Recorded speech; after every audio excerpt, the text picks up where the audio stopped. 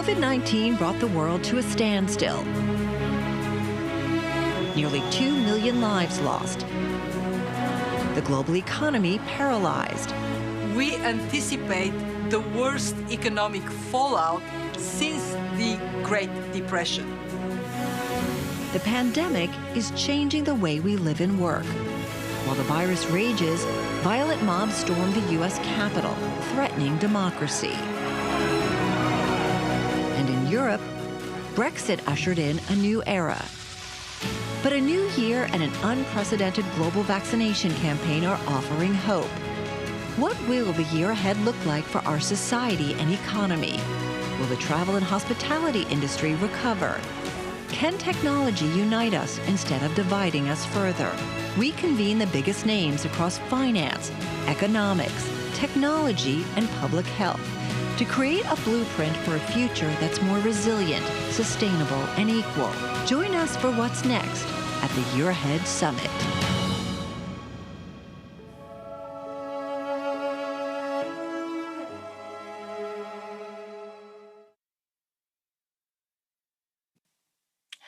Hi, everyone. Welcome to the Year Ahead 2021. I'm Shartia Brantley, Deputy New York Bureau Chief and Senior Editor at Bloomberg Live. And I'm excited to be your host for this, the first session on day 2 of our summit.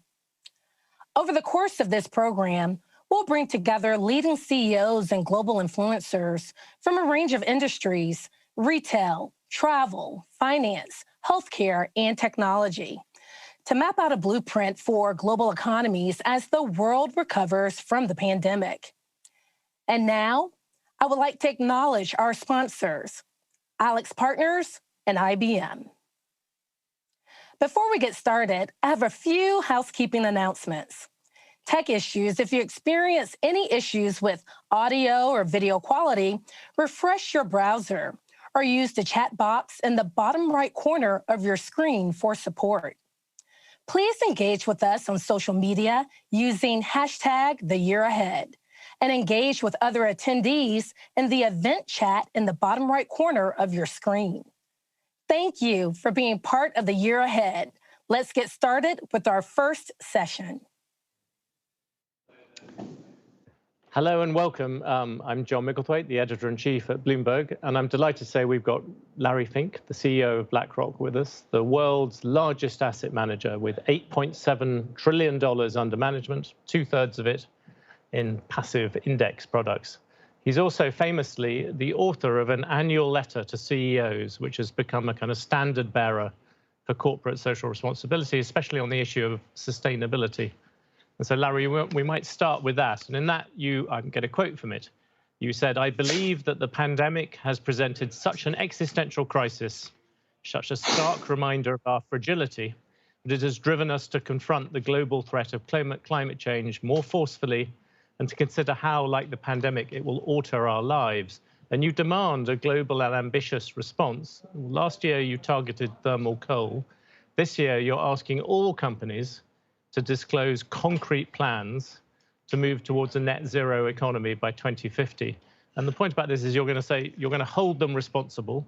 If they don't do this, you may vote against the board of directors with your passive funds, and with your active funds, you may disinvest." And I suppose the main question for you, the letter came out yesterday, is what has been the response from the CEOs so far? We'll really know the response coming into the next AGM. I think so far the response has been very positive. I've received many texts and emails. Thank you for moving forward. But you know, the real response will be how will companies adapt to the ask. And I'm doing this with not because I'm doing this not as an environmentalist. I'm doing this as a capitalist. Yeah. Who truly believes that climate change is investment risk.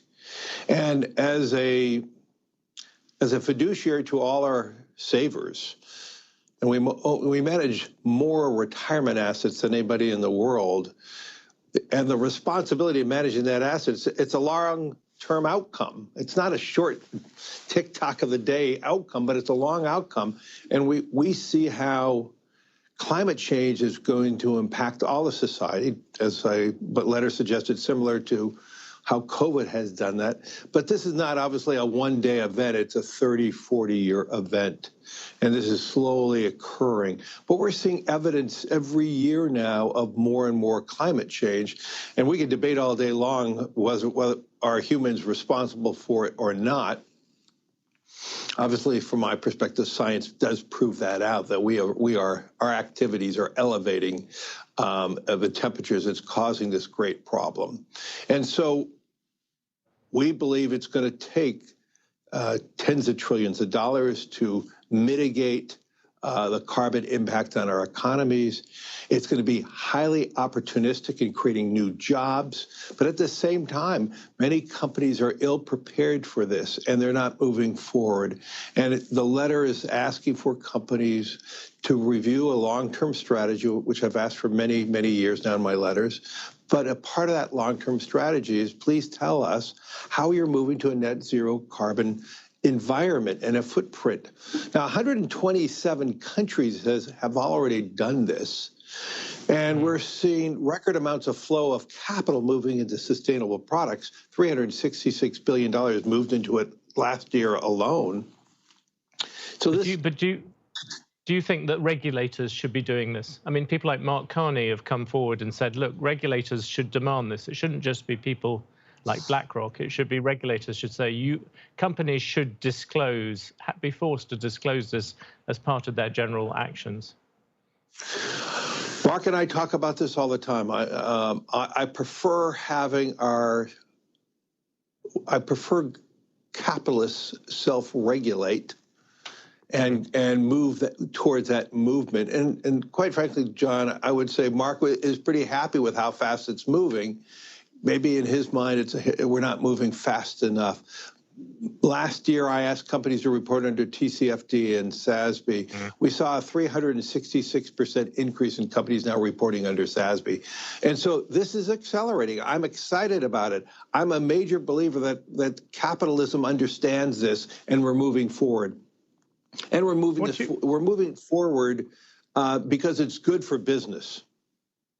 What do you say to, I mean, that from the green side of things, people like the Sierra Club, the Sunrise Group, people like that say, we want you to go even faster. What do you say to people like that from that side of the debate?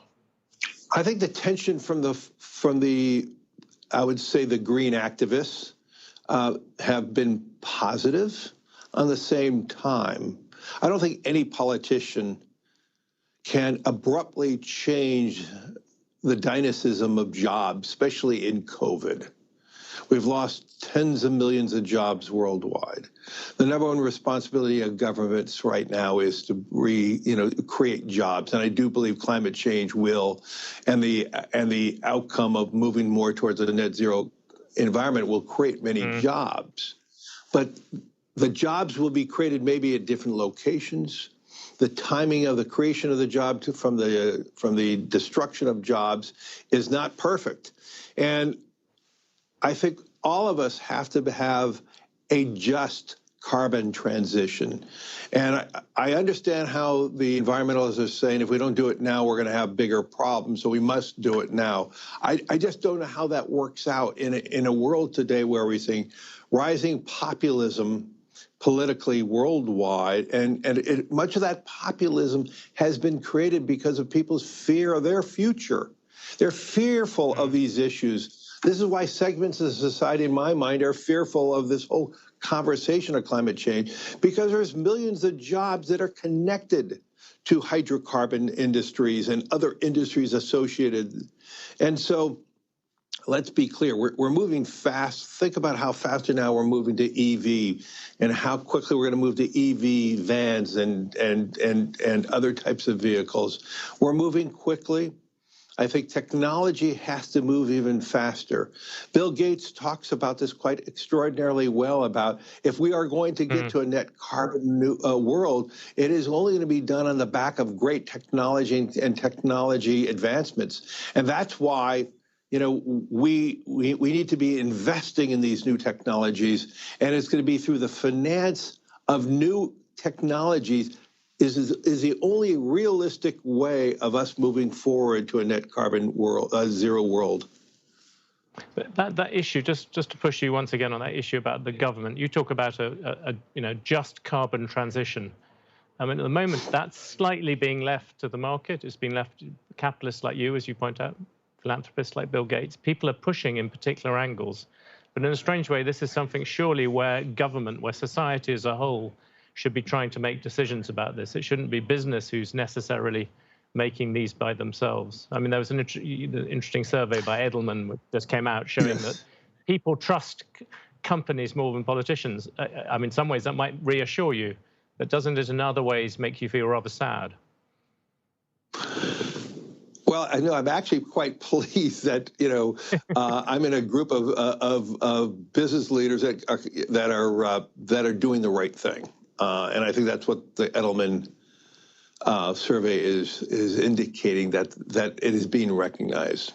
Let's be clear, though. But without governments doing anything, without China and America or India doing things, but nothing's going to happen. It's what you're doing makes a difference, certainly, but in the end, it's about the state.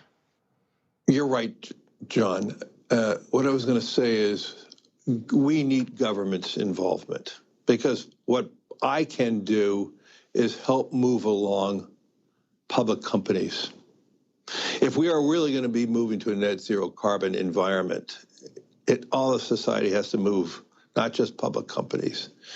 And public companies only represent a small component of the economy. Actually, governments, state and local governments, are going to have to move forward in what they do. I mean, government represents a large component of society and society's jobs. So governments are going to have to move forward. I'm indicating in my letter this year, it's not just governments, but also I'm asking, large private companies to move forward in this too. So this is something that we all have to do, and we have to do it in conjunction. And the only way we're going to be able to finance this, the impact of climate change on cities and in countrysides, on the physical impact of climate change, is going to have to be done through a public-private type of investment scheme. And there's huge sums of private capital looking to invest in these type of opportunities. We need to have a large infrastructure, a program to prepare ourselves for this transition. And then when just like the internet, how it's changed our daily personal lives and professional lives, I believe governments worldwide are going to need to invest in the R&D of how to prepare for climate change and helping us design and build new technologies. And from battery storage and the efficiencies of batteries. If we had strong, efficient, cheaply made batteries, we'd be able to transform our power grids so much more rapidly. And so there are many things we need to do. And then we need to find ways to better sequester carbon and many more things like that, and planting more trees. And this is all going to be a part of a long-term process. But it can be done with government and with business. I'll come on to BlackRock's sustainable assets in just a second, but can I just ask you on that, on Joe Biden, have you seen a change already in terms of the Biden administration, in terms of the agenda that you're pushing, this issue of sustainability? Is that tangible already? It will be tangible, hopefully, in the next few weeks when we learn more about what the president is going to be doing with his administration. There are many, many conversations going on with Secretary Kerry. He has convened already a number of meetings, what he's looking to do with a bunch of business leaders. And I think we are going to see real evidence that the Biden administration is going to be taking climate change seriously. He already signed an executive order to reinstate the U.S. in the Paris Accord. So I think over the coming weeks and the coming months and years, we are going to see an administration that is going to move forward on the issues of climate change. And it really his job now is to try to bring society with him. How big, I mean, you are also involved in China. climate change is a classic example where without America and China working together, it's very, very hard to fix, as indeed probably the same with COVID. The kind of new set of tensions between China, how do you see that relationship going at the moment? And particularly, given your particular interest, what do you think of the delisting of sort of Chinese companies in America? Obviously, it was a big effort for us to sell those assets out. I talk about in stakeholder capitalism. Our job is to be responsible in every community we work in. In the United States, we're asked by our government to remove those investments in U.S.-based products, and we've done that. At the same time, John, we're seeing record inflows from our global investors into China. And there was an article about China was the #1 destination of new capital. We're seeing that worldwide. And as the second largest economy that's slowly opening up, we see evidence all throughout the world of capital coming into China.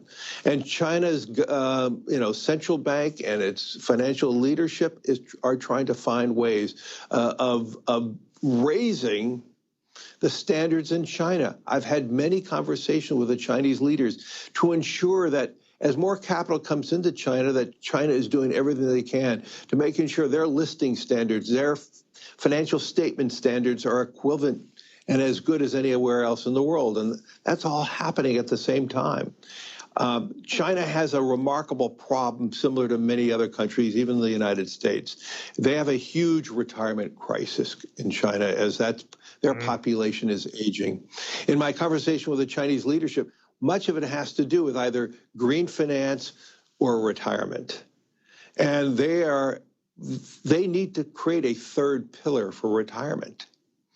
There has been no foundational retirement system there. As a result of that, the Chinese have the highest savings rates of any place in the world. So China, for it to continue to grow and grow domestically, it has to unlock some of that savings. That savings is sitting in a bank account chiefly. It doesn't have the same multiplier effect of moving through the economy. And so one of the most important things for China to do going forward is to copy the West in building a third pillar retirement market. And that is long-term savings. That's the retirement savings. That's what 2/3 of BlackRock's assets is in the form of retirement. And that's what China is looking to do too. So we will do whatever our government asks us to do here in the United States as a U.S.-based enterprise. But at the same time, we're the second largest asset manager in terms of retirement in the UK. In Japan, we are the largest. We're seeing capital worldwide coming into China. And that's something maybe missed here in the United States. It is a huge destination of new capital. The Chinese entrepreneurs are creating new technologies there too. I'm not here to say China does not have a huge debt cliff in supporting its economy, not unlike the debt cliff that the United States has with our growing deficits. I'm not saying we should do anything about the deficits until we get our footing back after post-COVID, but we will have many conversations in the coming years, John, about how does the U.S. navigate its $30+ trillion deficit. Do you think that's the biggest? I'm going to come back to China in a second. Do you think that American deficit is the biggest worry that investors aren't thinking about yet? Well, it's a worry we don't have to worry about yet. I think the biggest worry right now is the pandemic. That's what I have told every government from the Biden administration across the world. As soon as we can get herd immunity from the pandemic, that will be the ability to, once again, broaden the economy. I mean, what's amazing about 2020, even going in now 2021, was how successful many components of society operated working remotely. And so at the same time, a large segment of the economy of aggregation of human beings, have been basically stopped, from cultural events and sporting events and hospitality and travel. And so we are not going to broaden the economy until we have a safe economy. And I'm talking about a safe economy, an economy that we don't have to worry about our health. Very quickly, going back to China, I mean, you set out, I think, very eloquently the case for kind of logical economics. You know, that the Chinese need to create savings and invest them. America needs products. That there is a world out there where the two combine. But you know, and I know as well, that economic logic and nationalism and emotion don't necessarily go together. And on most accounts, you're in America at the moment. There is vibrance of nationalism both in America and China, and competitiveness. How much do you worry about that? You didn't, when I asked you that before, you talked about the logical reason why it shouldn't be there, but you're also a practical investor. How big a worry is that for the year ahead? I believe in multilateralism. I remain to be a globalist who now needs to focus more on making sure we have secure and great jobs in everywhere we are. So I think that's where we focus more on globalization, less on the impact in parts of our economies. And so there is a reason for the Europeans and Americans to be tough on China, but we need to be tough and making sure it's a level playing field across the board. And I'm all in favor of having hard conversations. At the same time, if we truly want to have a dynamic world economy, it has to be done through having the second and largest economies in the world to be working together. If we're going to solve climate change, getting back to that, the first and second largest economy are going to have a conversation. We're going to have a dialogue and multilateralism. There are, despite the tensions, the trade deficit between the United States and China actually grew in 2020. And so we are, as you suggested and framed the question, we are still actively buying many, many Chinese products. And the products may be manufactured in China, but it is a U.S. labeled entity or a company that has its name on it, and so I know this is a very tense moment between the two countries, but the reality has been we have been doing more business, the United States, with China in 2020 than we did in 2019, and I know the rhetoric and I know the dialogue. But the realities are we are codependent on each other. And at the same time, President Biden loudly said we have a new policy of buying American, and which is fine. But that changes also the whole world toward, the whole economic foundation of a consumerism. You asked me what I worry about. I worry about through these deficits. I worry about moving away from consumerism, which was the economic policies of the United States post-World War II. And President Trump, through his directives and through his trading practices and creating large tariffs, we are raising the prices of our goods. If we move more and more goods to the United States and create more dynamic jobs, we are going to see an elevated increase in inflation. And so if you look at the U.S. bond market and you look at the forward curve of the 10-year, we are now estimating that inflation is growing, and that's going to be a bigger issue going forward. The question is that inflation good inflation because it's creating more jobs in the United States? Those are going to be some of the questions that we're all going to be debating probably in 12 months, 18 months. And we're going to see how this all works out in a post-COVID world. Very quickly on that, I saw the BlackRock Investment Institute came out with that on inflation as well. You personally, when do you expect that? When do you expect that kind of inflation to come back? And do you think it will be the good sort or the bad sort?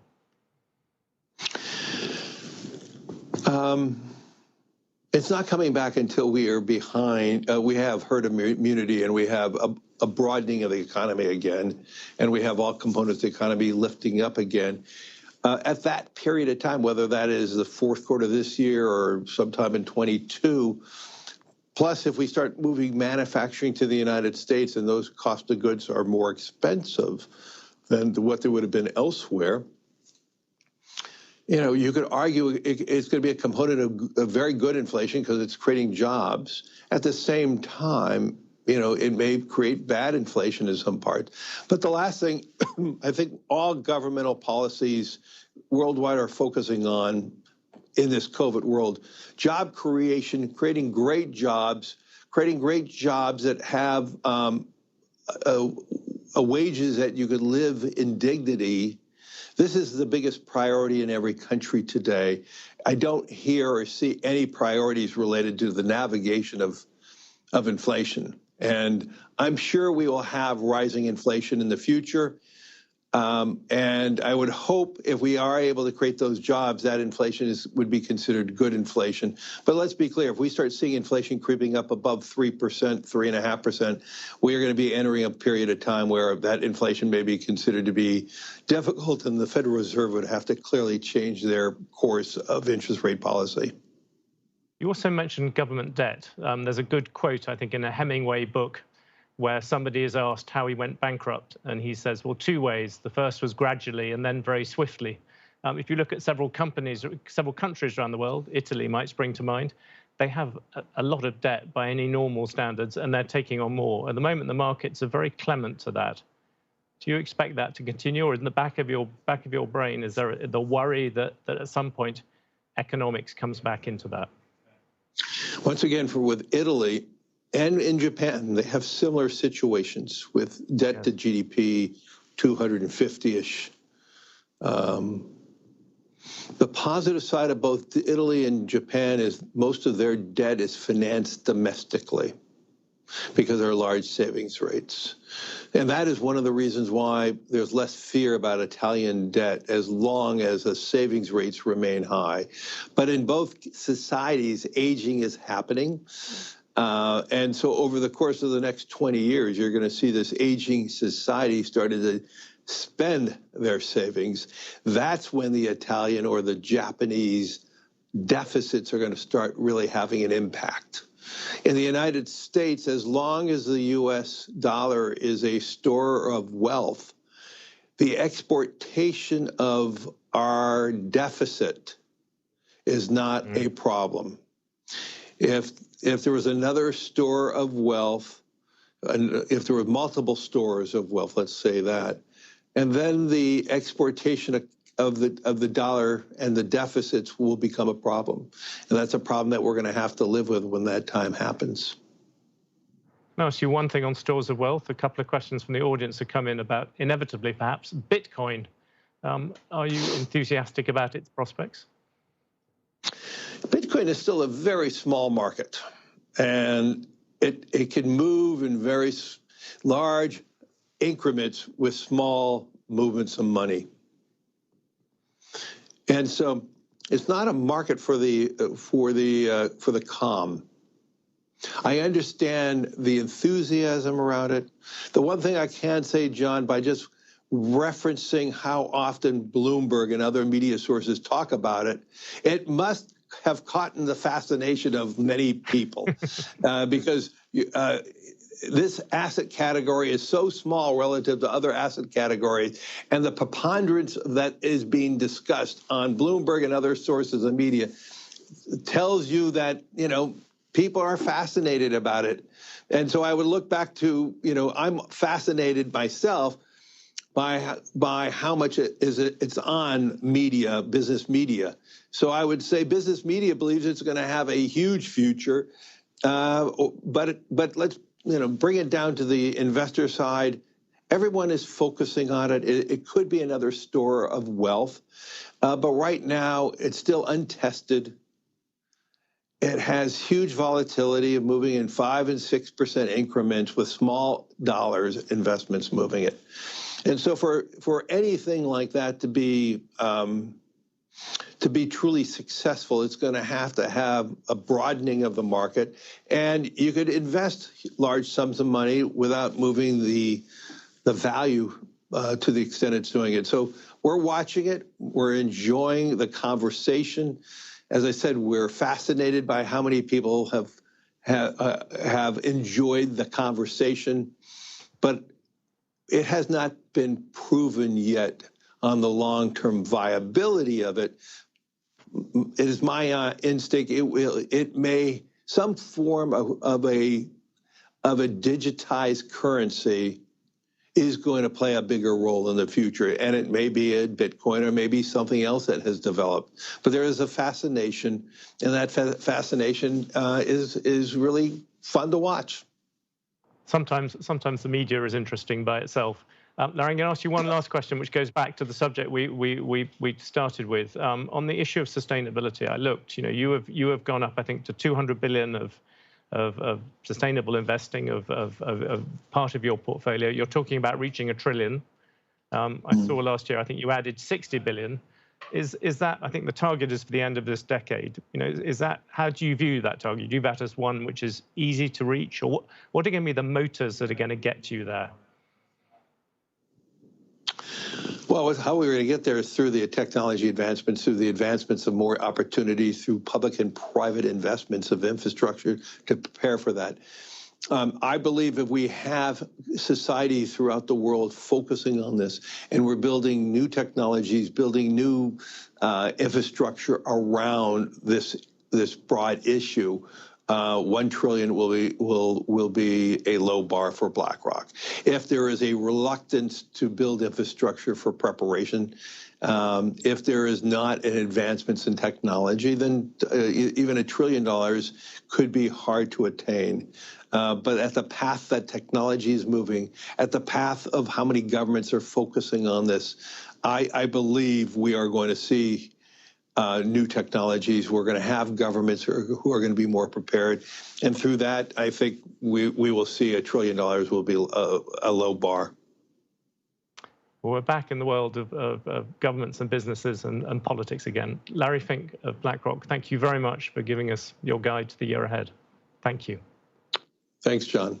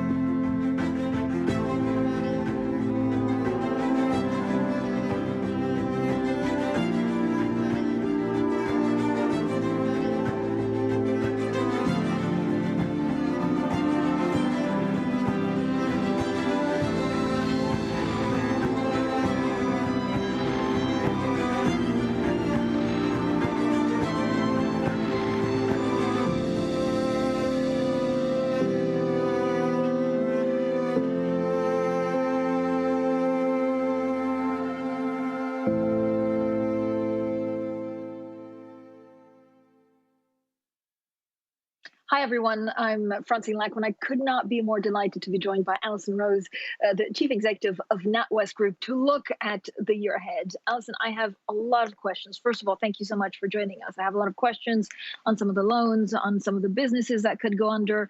But maybe the first question, as most people, I think, are watching from home, when do we go back to the office? When, how comfortable are you as a chief executive to tell your workforce, actually in 5, 6, 10 months, most of you will be back in the office?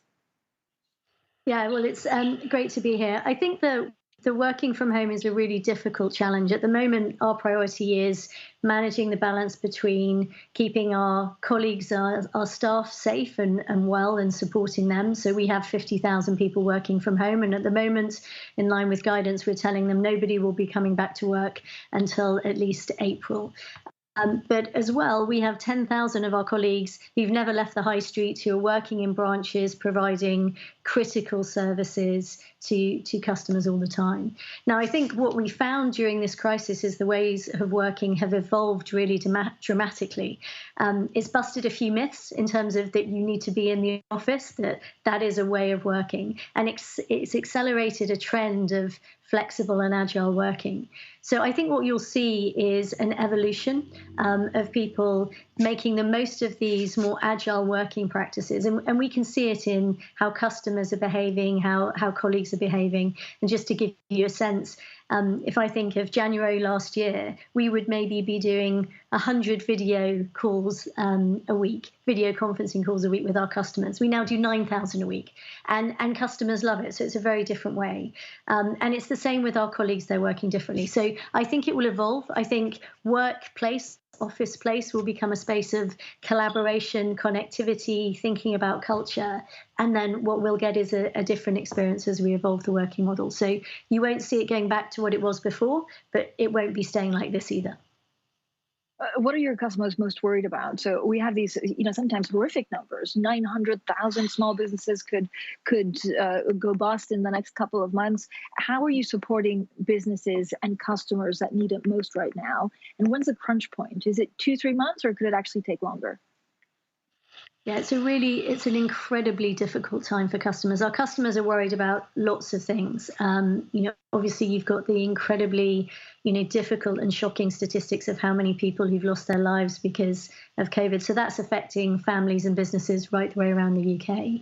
For small businesses, there's been a huge amount of support put in place through the government support, the support we've provided. We've advanced 14 billion of loans through the government lending schemes, as well as the existing lending we do. But you've had businesses go into a hard stop. And for very small businesses and medium-sized businesses, a lot of them are facing real challenges and questions of whether they will ever reopen. They've taken on a lot more debt. How are they going to service that debt? Is there growth for them, and how quickly the market will come back? So more than anything, it's a huge time of uncertainty. So what we're focusing on is putting support in place to help people through this period, and also planning for how we help get the economy moving and businesses out. So whether that is our entrepreneurs, who we're putting, all of our entrepreneur accelerators that we have around the country are all online, digital support, webinars, help of how you manage your cash flow. We've established an SME task force working with government and businesses to listen to our customers about the help they'll need to recover. So huge amounts. But the reality is, this is an economic crisis triggered by a health crisis, which is still evolving.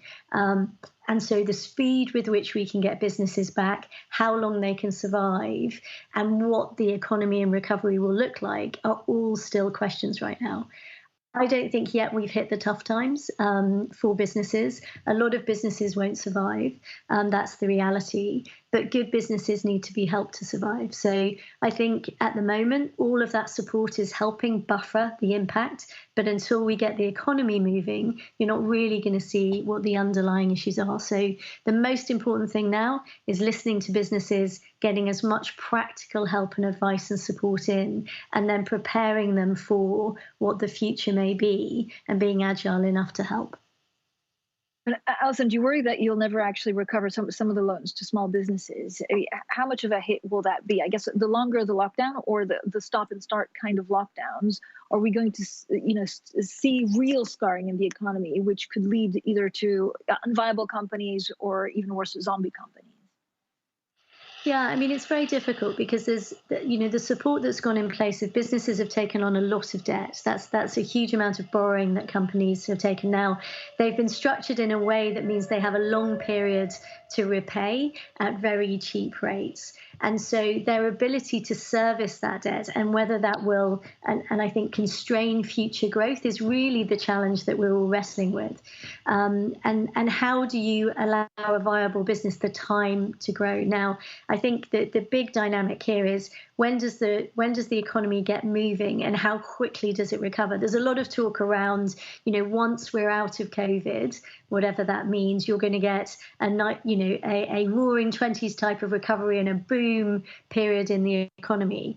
Now, if you look at Australia, you've definitely seen that consumer spending came back really quickly. You've seen that in Asia, but really, until we get visibility of that, the level of underlying scarring of the economy is very difficult. What you want is good, viable companies being supported and able to survive. But equally, sustaining huge numbers of zombie companies is not going to be the right thing for the economic viability. So it's a very difficult balance to manage, because we're dealing with a hard stop to the economic growth rather than a natural evolution of business growth. I remember, when this started, we were talking about basically having to suspend the economy, and then it morphed into, the health crisis versus the economy. I have a question from the audience, which is, if you look at the year ahead, do you think we're again having to choose between our health, and the economy? Well, I think we are facing a situation. I mean, the health crisis is pretty shocking. I mean, the number of deaths in the UK is a really sobering number, and I know that's happening everywhere. And I think we're also seeing disruption to the younger generation in terms of job prospects and their education. It's a balance, and I know it's a really difficult one. We've got to do enough to protect as much of the population as we possibly can from the health crisis, but we've got to get the economy moving again. Now, the one thing I would say that I've seen and talking to customers up and down the country where we support businesses is the entrepreneurial nature of business and the way in which businesses have been able to pivot their operating model, use new innovation, enhance their productivity and their business has been quite astounding. And the resilience of business has been very, very strong, and we shouldn't underestimate that. But you are, I think, seeing a bifurcation between businesses that can reinvent and move and those who are going to really struggle. But it is a balance. We cannot put the economy into a hard stop, because the longer term detrimental impact of that on people's lives, on jobs, on income also have consequences as well. We had news today that actually JP Morgan is looking at, coming into the foray into the UK with a kind of retail bank. What does that mean for NatWest? I mean, do you think actually if a big Wall Street bank wants to get in, it means there's a lot of potential, or is that just more competition? Well, I think both. I think both. So more competition. I think it's, this has always been a very competitive market. And so I think offering consumers lots of choices is no bad thing. So I think their launch of their digital bank that they're talking about, that's going to bring more competition into the market. From what I see from our perspective, what does that mean? Well, 9.1 million of my customers are, digitally active and engage with us on our mobile app. So we have a very digitally agile business. So it'll just be another form of competition, which we're used to dealing with. So, but it gives the consumer more choice and it's more opportunity, and it shows an acceleration of the trend into digital, which is what we've seen continuing over the last few years. Of course, UK banks also have to deal with Brexit. We're 3 weeks into it. Have you had any impact on your business because of Brexit? No, not as yet. I mean, obviously, it's early days. Clearly, from a banking perspective, we were very well prepared and had to prepare for a hard Brexit. So we had our operations and trading subsidiaries established to be able to deal with it. I think the issue is really managing the supply chain for customers and making sure that they can respond to that. Now, one of the things that I was worried about a year ago was looking at maybe sort of 18 months ago, was looking at what the Brexit would do to disruption of supply chain, particularly for small and medium-sized businesses. In some ways, those supply chains have been hugely disrupted by COVID, and businesses have had to reinvent and be more agile. But certainly as we evolve to the new trading standards, businesses are having to adjust. But so far, very minimal disruption, and businesses are, I would say, preoccupied with COVID right now, and they'll deal with the new as the economy ramps up. Where do you see the legacy of this pandemic being for the UK and UK banks? We touched a little bit on some of the loans on small and medium-sized enterprises. I know you've done also a lot of work on equality, gender equality, racial equality. Are we underestimating the impact that this has on a diverse basis? That actually it's people that would need more support that could be held back because of what we're seeing. Yeah, I mean, I think it's incredibly important. There's a huge amount of trends happening at the moment, and it's really important that we don't, allow parts of the population or businesses to be disconnected.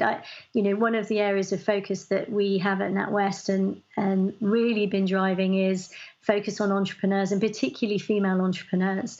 And at the moment, you're seeing that female entrepreneurs are facing a disproportionate burden than male entrepreneurs. We're seeing from some of our research that, over 71% of female entrepreneurs are saying they're finding it more stressful to balance all of the issues caused by the pandemic and running a business compared to only 55% of men. So it's really important that we don't allow sort of the pandemic, the acceleration of digital, the shift to the low carbon economy, leave behind parts of society and disadvantage different groups. So I think it's really important for business leaders to be really focused on, as we build back better, as we transition to a low carbon economy, as we build businesses out of the pandemic, we keep a very firm focus on these areas of equality so that we're not leaving either communities or populations behind that have huge contributions to make. So I think it has to be a very thoughtful,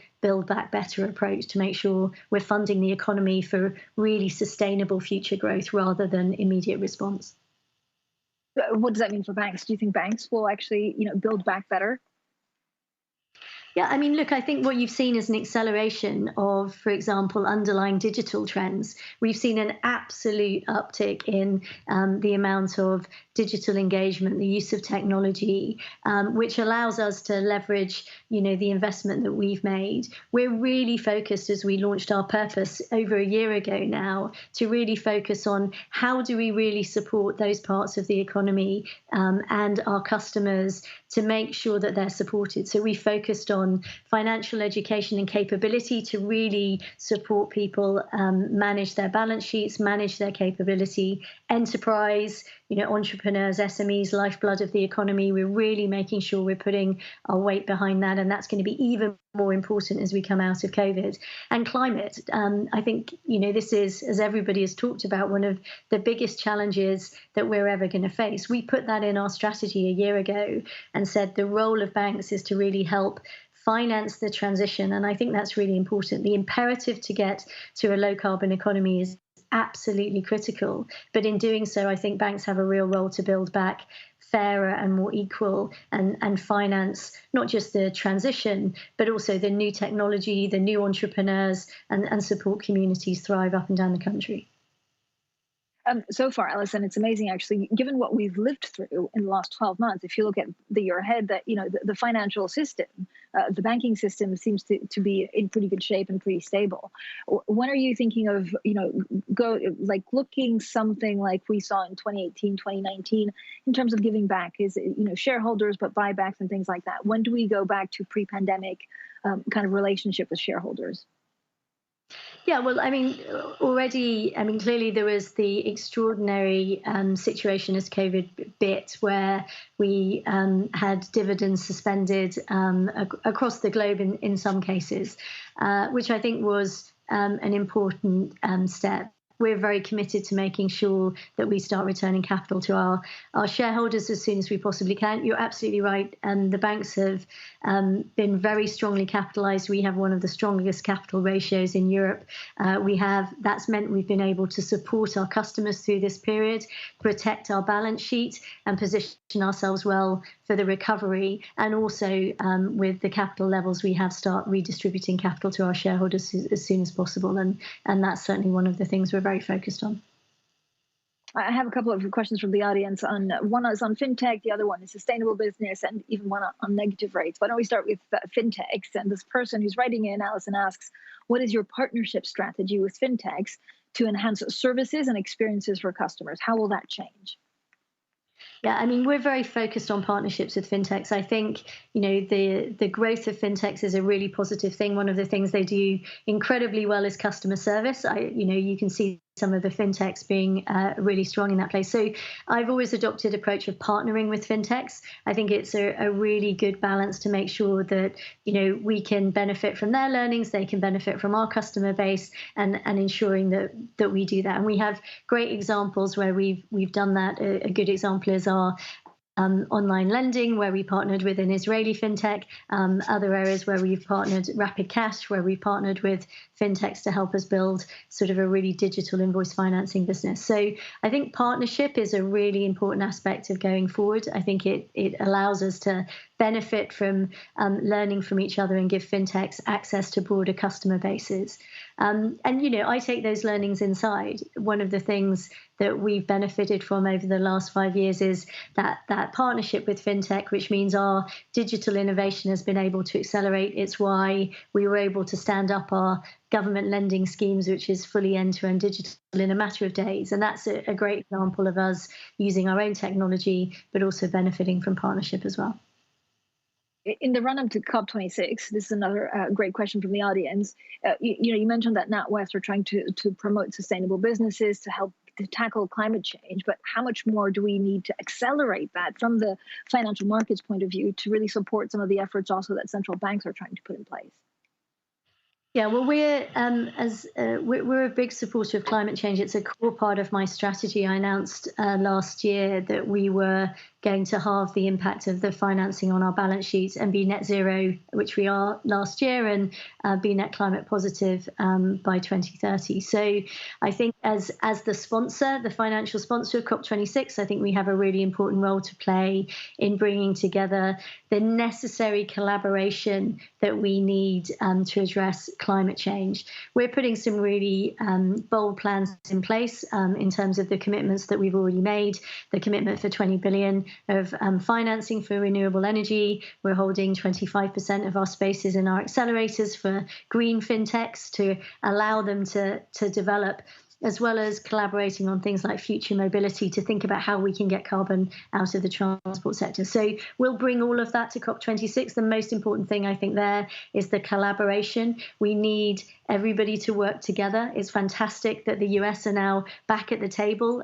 Great moves earlier this year by India and China. And I think setting targets, setting clear data so that we have a common standard.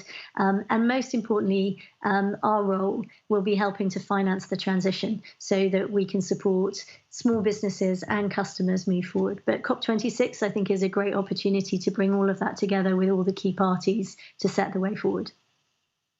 Are UK banks ready for negative rates if they come from the Bank of England? Sorry, I missed the question. Apologies. On negative rates, if we were to see negative rates in the UK, which is one of the biggest debates that faces the Bank of England right now, are UK banks ready? Yeah, I mean, I think there's been a big consultation with the Bank of England on are we ready? It would clearly require investment in our technology and our systems, but to the extent that we would need to respond, we would be able to respond. I think the Bank of England have been very clear that it's one of the tools in their toolkit, and I think there's a big consultation. So we would obviously respond to what was required. Alison, so we talked about climate change, we talked about negative rates, we talked about inequality, we talked about loans, small and medium-sized enterprises. And maybe as a final question, it's basically, what is the one global trend for NatWest or for you that you see in the next 12 months? It's a trend, what is the trend that basically will be accelerated because of COVID-19? Yeah, look, I think there are a couple of things, but I think absolutely the acceleration of digital and technology. We know the world we were facing into a year ago. I talked about disruptive trends, change in technology, changing customer behavior. I think that has been accelerated massively as a result of COVID. I don't think that will bounce back. People have really taken huge adoption of these trends. And so making sure that we continue to keep, relationships at the heart of banking, but using the technology and the investment that we have and support the adoption, which has really been driven by customers. Alison Rose, thank you so much for joining us today. Of course, she's the Chief Executive of NatWest Group. Have a great day. Thank you. Great to see you.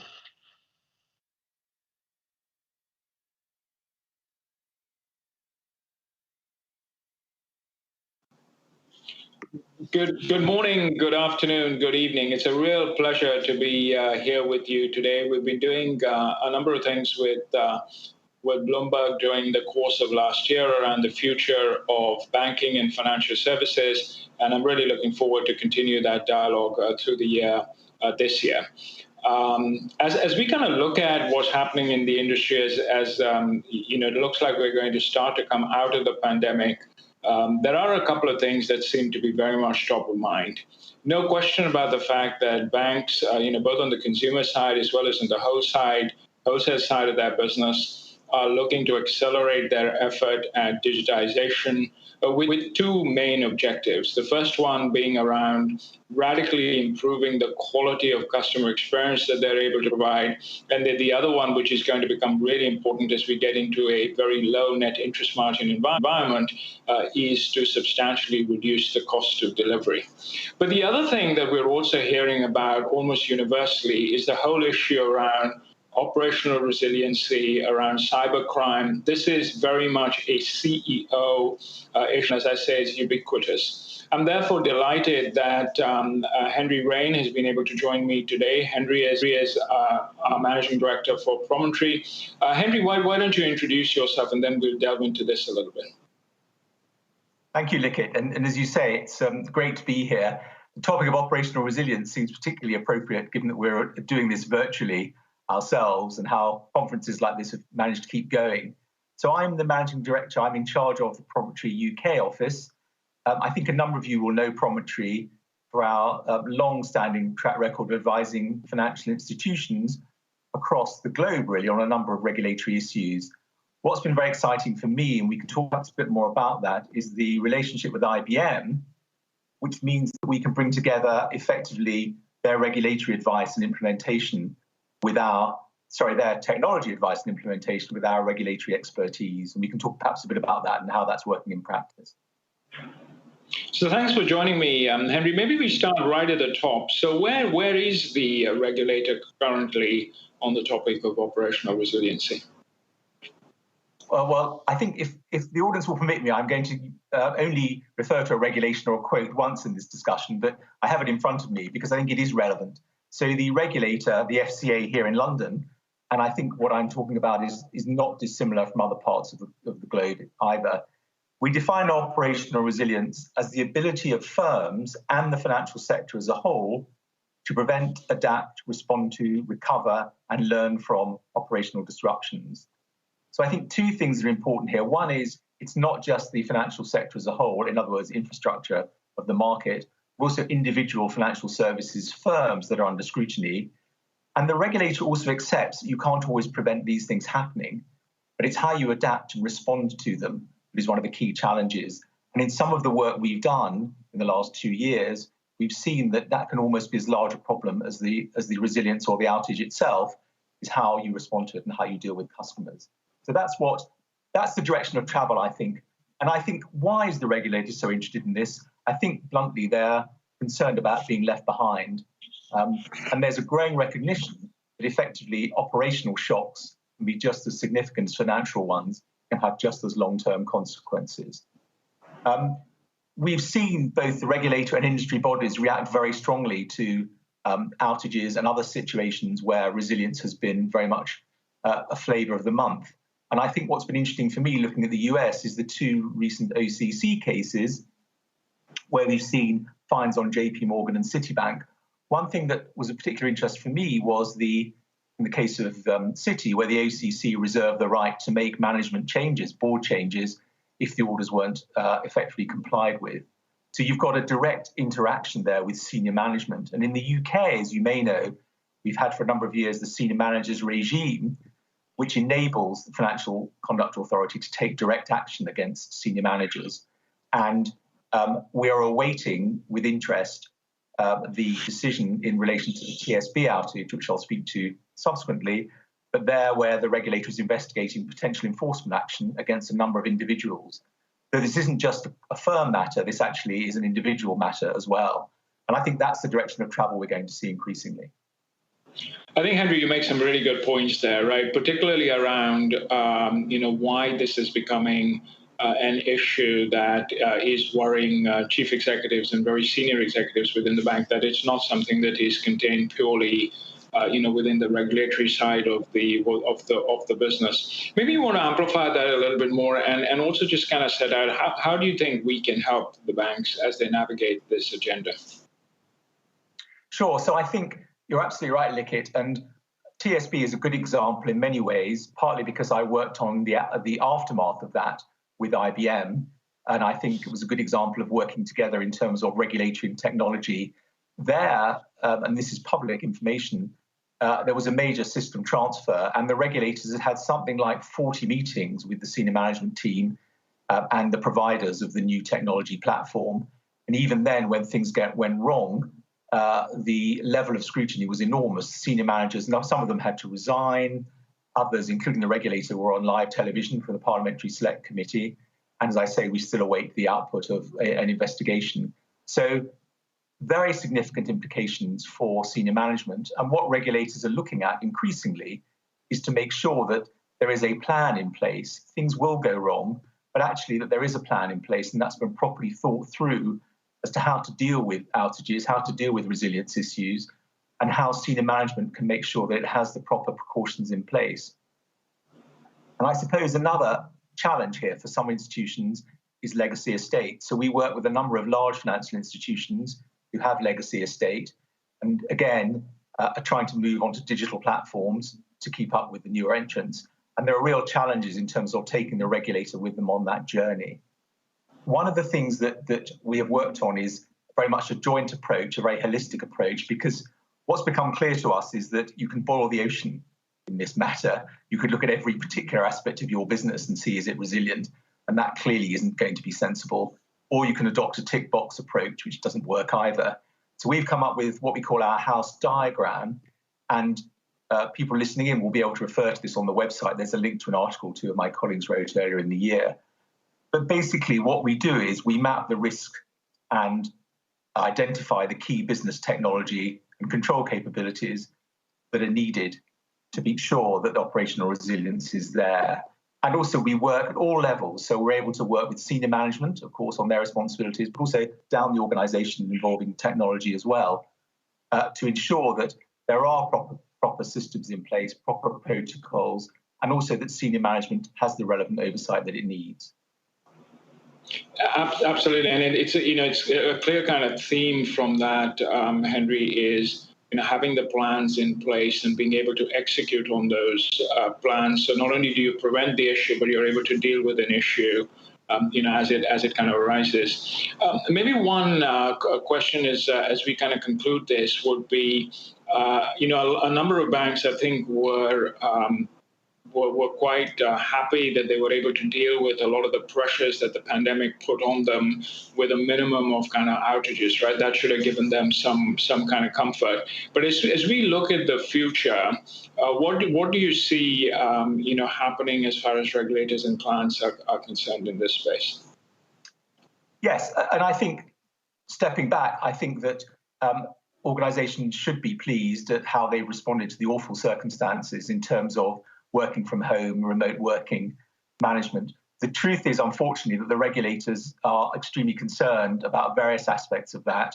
I think one thing we've seen with a number of clients is effectively quick fixes put in place to enable them to do that, which are now having to be looked at in far more detail as to their longevity. I also think that the regulators still see this as a critical moment for them. When you look at things like outsourcing onto cloud, for example, which is obviously very much an IBM speciality, one of the key challenges that the regulators face is understanding and making sure that senior management understand the responsibilities of outsourcing, how they're using AI and technology, and again, how resilient those systems are when they're not in control of them themselves. And I think, again, we're seeing increasing regulatory focus, so much so that all the organizations that we work with, and I think a number of others, really are working on a strategy and a plan to make sure that they are robust and resilient. One last just anecdote is that I have a client who's had 2 outages on a platform, a significant company, and the regulator's interest in that is far more significant than it would have been, say, 2 or 3 years ago, including what senior management did or didn't do. And I think that's the direction of travel that will continue. Thanks, Henry. So if I was to maybe conclude with, drawing out 3 themes from what you have said, Henry, I think the first piece is that this is very much top of mind for senior executives. There are personal responsibilities for those senior executives in the way in which this agenda is being driven, particularly in the UK, that's taking the lead. So that's kind of meaning that there's a lot more attention being given to this now than in the past. Yes.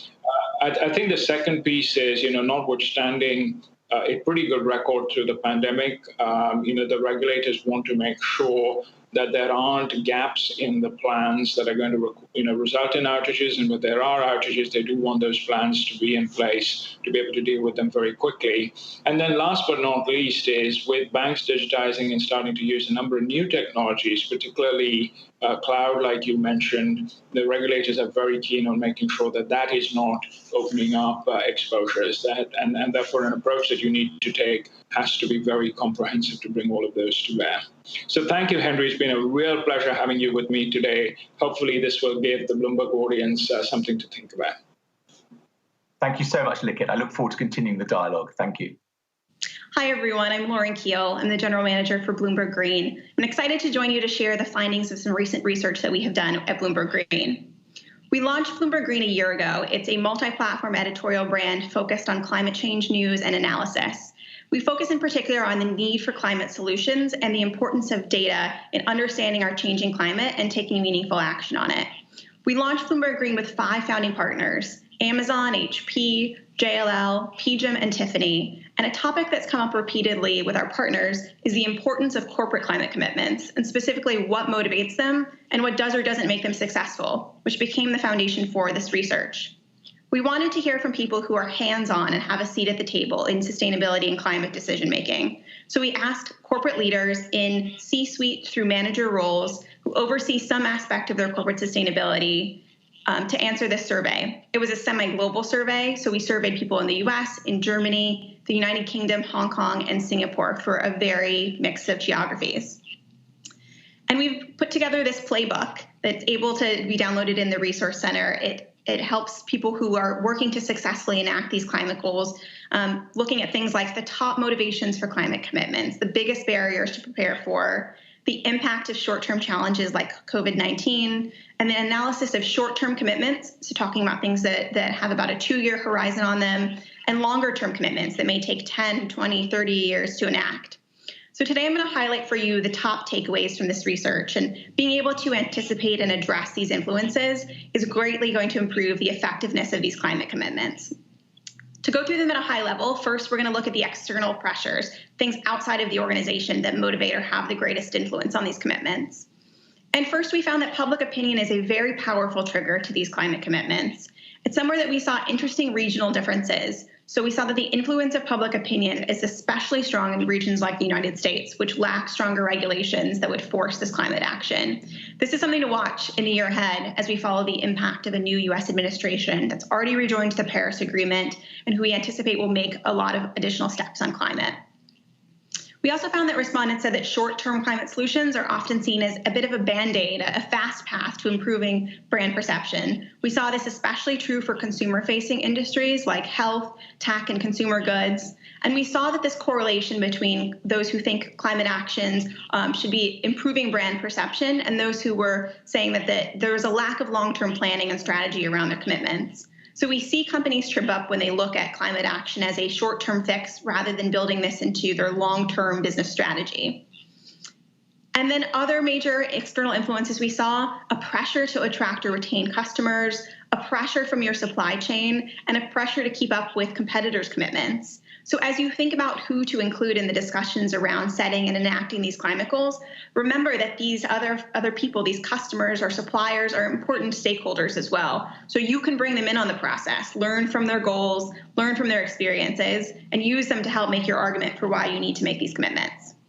So now let's switch to internal pressures and motivators that factor into climate commitments.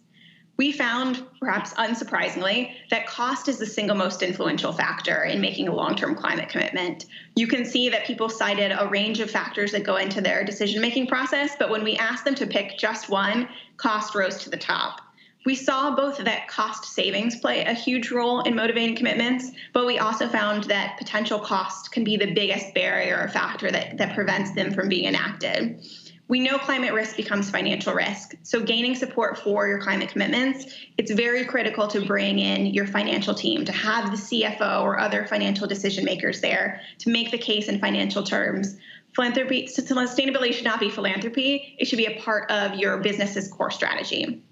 And while we saw the hurdles of making these commitments that are 10 years out to be much higher than shorter term ones, the motivating factors were very similar. We saw, again, that company leadership and support from company leadership rose to the top, as well as the opportunity to save or make money. So even with modest goals, you need to get that leadership support and have a plan for how you're going to address cost. And then finally, looking beyond commitment to execution, we know a lot can change on the way to achieving a goal. When this happens, it often comes down to a lack of follow through or a lack of confidence in the commitment. So when climate commitments fail, it's a result of the lack of long-term planning, a lack of very clear role assignment, and a lack of concrete measurement plans. When enacting these goals, it's very important to make sure that there's that team in place to see it through with the authority on the budget and resources needed to manage it. This is just a short snapshot. So to see the full findings and for more analysis on what makes for successful climate commitments, please download our full report. It's in the Event Resource Center. Now I'd like to welcome JLL CSO Richard Batten to join me for a conversation around these findings.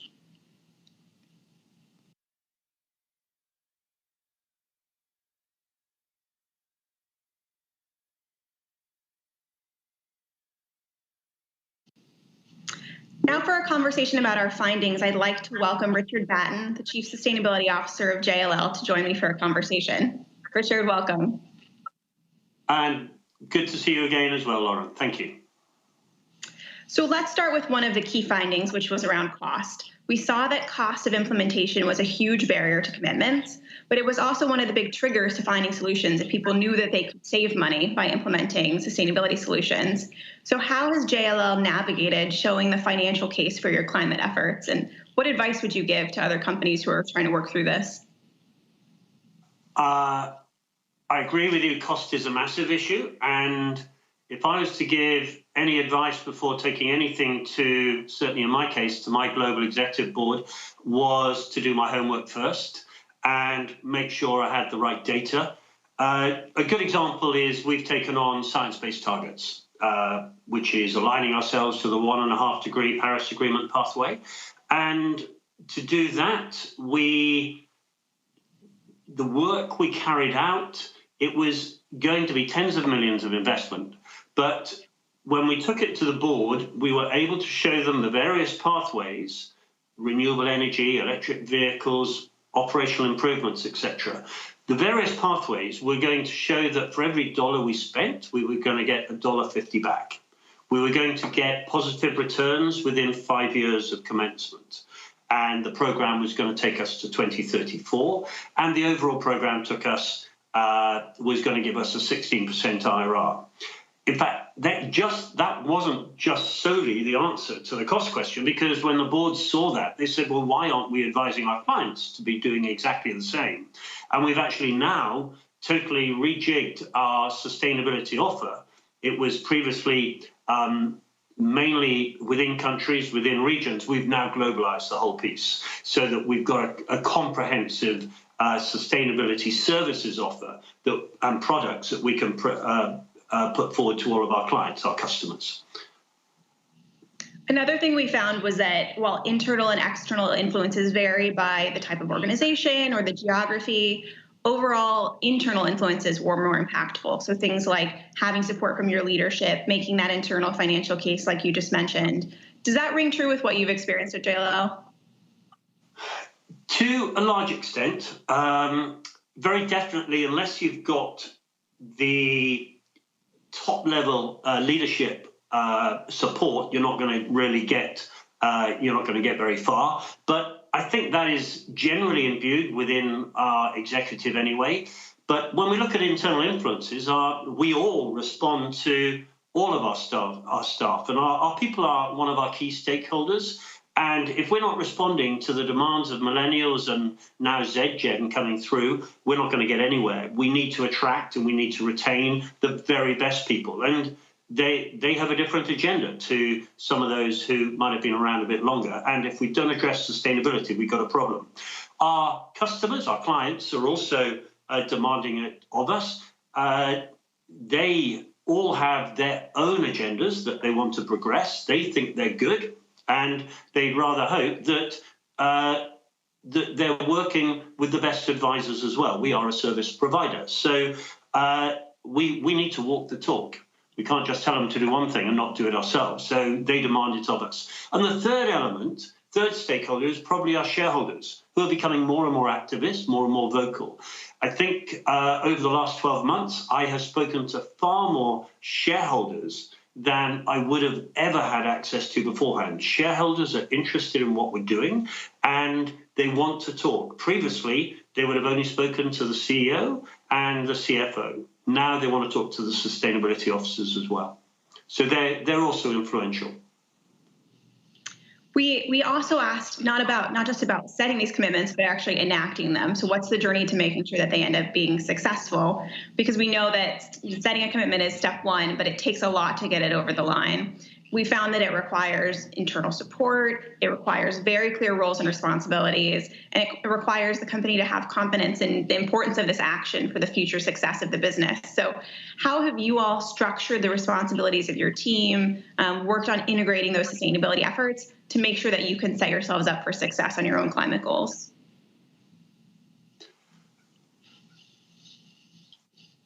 It's really important to get buy-in. We've just spoken about reacting to our stakeholder, the people we're working with. But it is absolutely crucial that through a program, if you like, education program, that everybody understands what we're trying to do and why we're trying to do it, and that they are part of the journey. We have, quite apart from the various committees we've got throughout a global organization like ourselves that sit vertical global business lines working with 60 countries on the ground, and we've got a matrix of understanding, if you like, of what we're trying to achieve.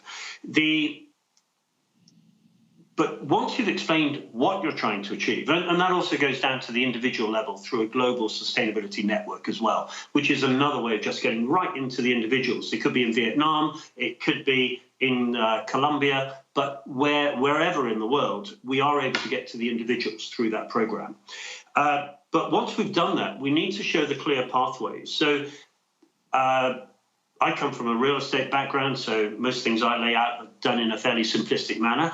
And if you can clearly show the pathways of what you're trying to achieve, because some of these are long distance, but if you have interim targets, if you have milestones, if you can show you're making the improvements, then people will buy in. If it's merely something in the distance, then probably they'll let somebody else sort that out at a later date. They need to know they're important today. And with climate change, the 2020s are going to be absolutely vital if we're going to make the changes we need. As you've just mentioned, Richard, climate requires both a short-term and a long-term focus. So in a year like this past one that we've had, where COVID-19, such an unforeseen pandemic, is grabbing attention, how do you keep your organization focused on long-term solutions and long-term climate goals when these short-term major challenges are grabbing focus? Well, something like COVID is a short-term, I was hesitating to call it a hiccup because it's obviously a lot more serious than a hiccup. But it is here. We are having solutions coming at us. But I actually think it's almost a dress rehearsal for the greater concerns that we've got coming out of climate change. We've just had a survey, and this was of real estate people, but corporates, and asking them what their sustainability ambitions, how they were being affected by COVID. And 70% of the responses said that their sustainability agenda was either going to remain unaffected by the implications of COVID, or they were going to be investing even more into it. There are very few people out there who are pulling back from sustainability because of the short-term implications. Climate change is a long-term solution that we need to find. We're going to be COP26 in Glasgow at the end of this year. That's going to be 100% focused on net zero by 2050. And that's what everybody's going to be working to. Some of the cleaner organizations should be able to get to net zero by 2040. But in order to do that, we've got to look at the various pathways of everything we do, air travel, for instance, procurement, even our own. One thing that hasn't been looked at perhaps in depth up to now is home working emissions. we've looked at everybody moving to home working, but what are the emissions from everybody there? That hasn't really been taken into account. So there's all of those pathways need to be analysed to see where we're going to get to, because it has to be about reduction of emissions. It's not about creation of offsets, because there aren't enough offsets out there. There's not enough space for us to grow the trees we need to grow. So it's absolutely crucial that we have proper, firm plans that will take us to that net zero by 2050 or earlier if we can. We have a big year ahead in the climate space. So thank you, Richard Batten, JLL CSO. Thanks for joining me. Well, thank you, and thank you all at Bloomberg as well. Thank you. Well, hi, everyone. I'm Jason Kelly. So excited for this interview. This is one of these conversations that just sort of makes me look a lot cooler than I am. So happy to welcome Katie Ledecky. Katie, this is just one of these interviews, these conversations where I'm, chatting with people about what I'm up to, and they're like, I'm sorry, what? I'm sorry, who? Who are you talking to? So thank you so much. You're a big deal, and we're really honored to have you a part of this. And listen, you're sitting in the middle of some of the biggest issues of our time. So thanks so much for joining us. Yeah, thanks for having me. So I know we're supposed to talk about the year ahead, but let's talk about the year behind if we can, just for a minute. It obviously did not go the way anybody expected, but certainly for you as an Olympian, tell me what it was like to sort of go through 2020. A lot of things did not go the way you thought they would. Yeah, well, the first couple months were fine. Everything was trending in the right direction. I was swimming some of my fastest times I had in a while, and I was really feeling excited and prepared for the Olympic Games and the Olympic trials beforehand that were to come in the summer of 2020. But just after my last meet, which was in early March, that next week, everything shut down. So those next few weeks, there was a lot of uncertainty. All of the pools and training facilities were closing, and we hadn't heard about the Olympics yet, what was going to happen. Ultimately, I think by the end of March, they had made the decision that it was going to be postponed. But I trained in a backyard pool for about 3 months, and it was just a neighbor's backyard pool. It was a pretty nice backyard pool, so I was able to get some good laps in. But I was doing my lifting in my apartment and just trying to stay safe like everyone else. And my normal training facilities opened back up in late summer, and so I've been training since then just in my normal training environment. A lot of different things with testing and social distancing with my teammates, swimming 1 per lane and all of that. So I'm just staying put and hoping that I can get to some competitions really soon, because we're gearing up for another Olympic summer, hopefully. Right. Yeah. Hopefully being the operative word. I mean, we're speaking on a day where it's still going ahead as far as we know. How do you stay focused given that there is a lot of uncertainty out there about the Olympics specifically? Well, my focus is just on the fact that they're happening, and you can't control anything else. And I want what's best for our country and our world, and I want it to be a safe Olympic Games if the Olympics do happen. But I have to fully prepare like it's any other Olympics, because I don't want to have any regrets if I get to the Olympics and I don't feel fully prepared. So I'm kind of blocking out a lot of the speculation. I think there will continue to be speculation over the next couple months. So I feel like I'm prepared for that, and I feel like I can just stay focused on my training and keep moving forward. I know it's going to look different probably no matter what this summer. So I just know that I'll have to adapt to any of those little changes and be ready to race. So before we move off the Olympics, I have to ask you, I mean, I look at the Olympics as a fan. I got a chance to cover the 1996 games as a Cub reporter. I mean, it's a phenomenal thing for any of us to be involved in. Tell us something about being in it. Like what can you tell us that sort of takes us inside the culture of it all? Because there is this significance to it that I think we all appreciate, but we certainly don't appreciate it from the perspective of a gold medal winner. Yeah, there are some elements to it that I think are almost just like what you see on TV. Like, I remember in 2012, I was 15 years old, and not all the swimmers go to opening ceremonies because it's right before the swimming competition, but my race wasn't until later in the week. So I got to walk in opening ceremonies, and I remember walking through the kind of tunnel into the Olympic Stadium and just getting those goosebumps. And they were the same goosebumps that I would have gotten if I was watching them on TV. So it felt surreal and it felt crazy, but it also felt like I knew that environment because I always loved watching the Olympics on TV. And then I think I just love some of those behind the scenes moments of interacting with athletes from all over the world. It really does bring everyone together, and you might be sitting in the cafeteria across from some athletes from another country and on the bus next to some other athlete from another country. And it's always fun to have those small little conversations and get to know different cultures and different people.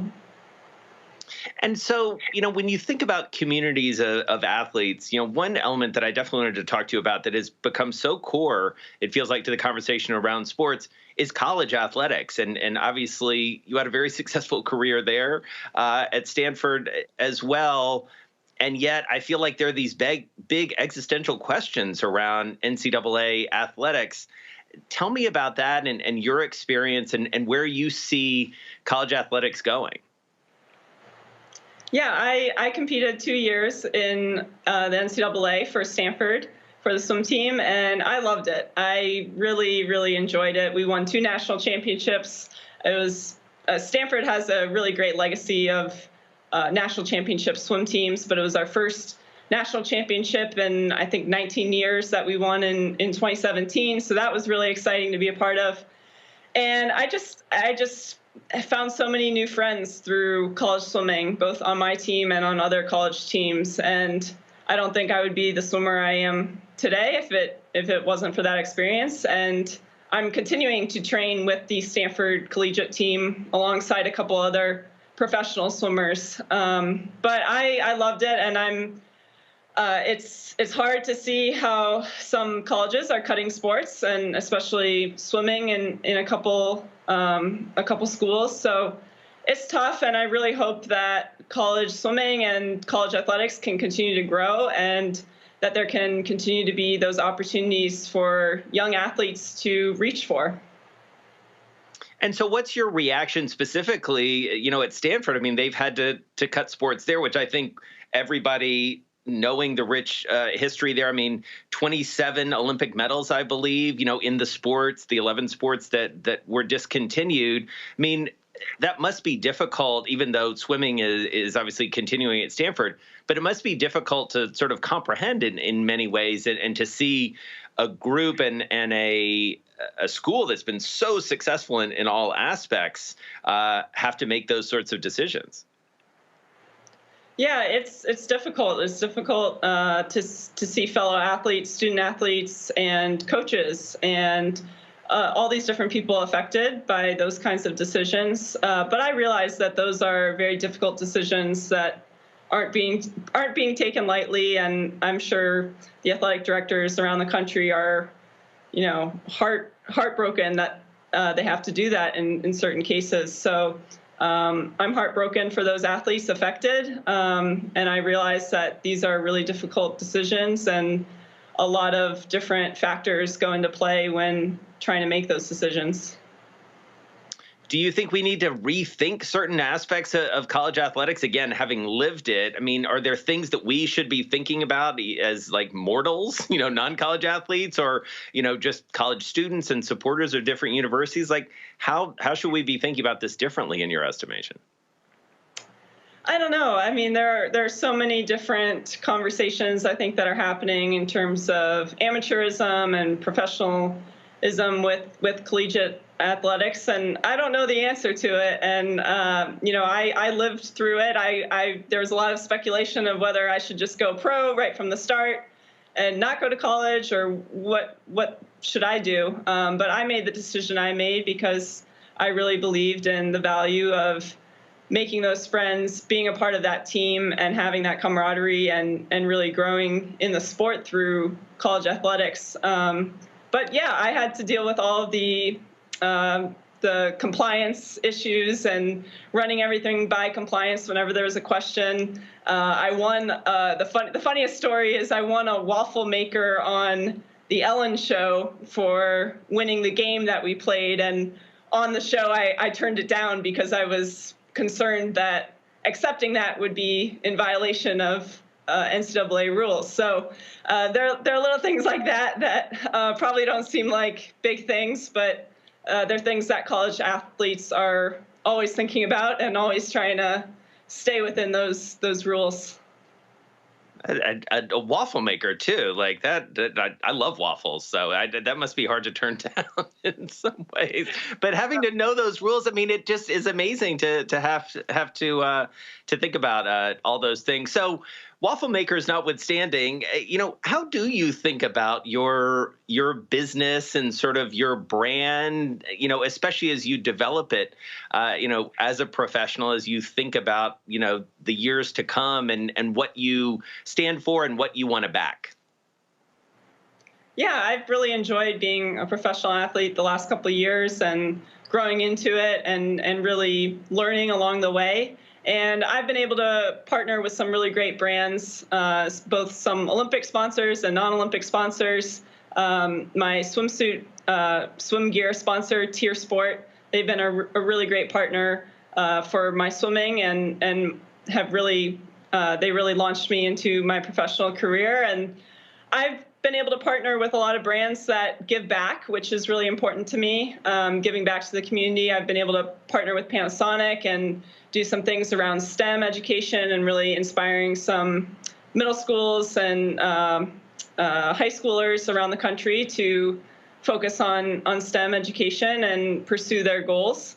And I think it always has to be something authentic to me, something that I use, something that I value, brands that I really love. And so far, I really feel that personal connection with all of the brands I've been able to partner with, which has been awesome. And when you think about, again, this is a little bit of both the year behind, but also the year ahead. Obviously, many athletes stood up in a way that maybe they hadn't before, or certainly more broadly as we wrestled with some long overdue issues around injustice and racial inequality. Do you feel more responsibility, I guess, now, especially as a professional athlete, to be active or to be vocal around certain issues? How do you take on that part of your public persona? Yeah, for sure. I think every athlete is feeling more comfortable with that, given how it seems like more athletes are getting behind certain causes and speaking up and not being afraid to do so. So I'm definitely trying to use my platform for good. I think I always get asked now that I'm finished with college, like, what are you going to do next? And I always come back to giving back and helping others. And so that's always going to be at the core of what I do. And I've really enjoyed the opportunities I've had through swimming and through this platform that I've had to be able to give back. And I've identified some of those areas where I can really give back and make a difference. And I'm going to continue to lead in those areas and try to really make a difference where I can.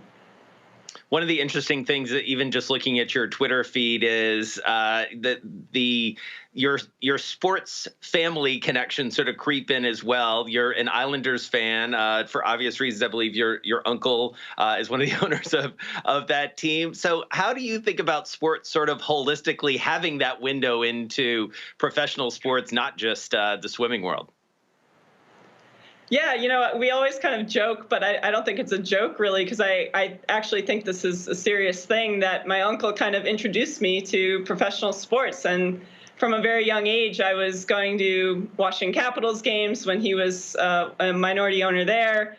And just meeting all these athletes when I was younger, I think kind of gave me a glimpse into what it's like to be a professional athlete. So Yeah, I'm a big Islanders fan. I was watching the game last night, always staying in touch with that and going to games when I can. Hopefully we can get back to some pro sports games moving forward here soon.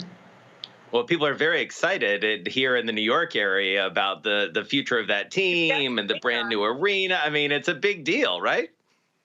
It is, yeah. My uncle is always sending us updated pictures of the arena, and I know he's really excited about what it's going to do for the Long Island fan base and for the community as a whole.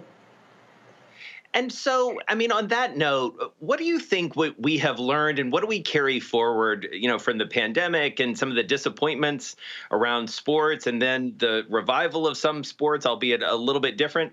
What have we learned about sort of sports and culture? I would imagine this is something that you thought about at Stanford, you think about as an Olympian, because it's an elevated conversation in many ways, it feels like, the way we look at sports.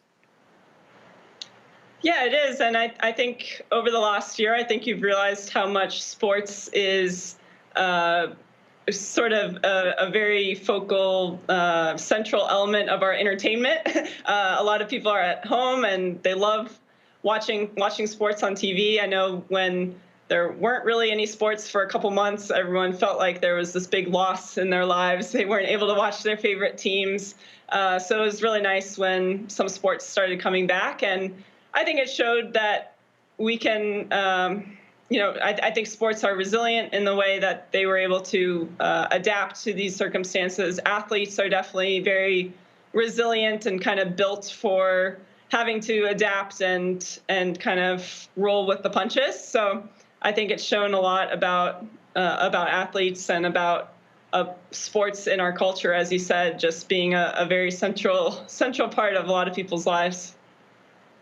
And so, I want to go back to something you said a couple minutes ago about professional athletes. And, you've had a chance to see some of them up close and personal, whether in an Olympic Village or as you say, through, some of your family experiences as well.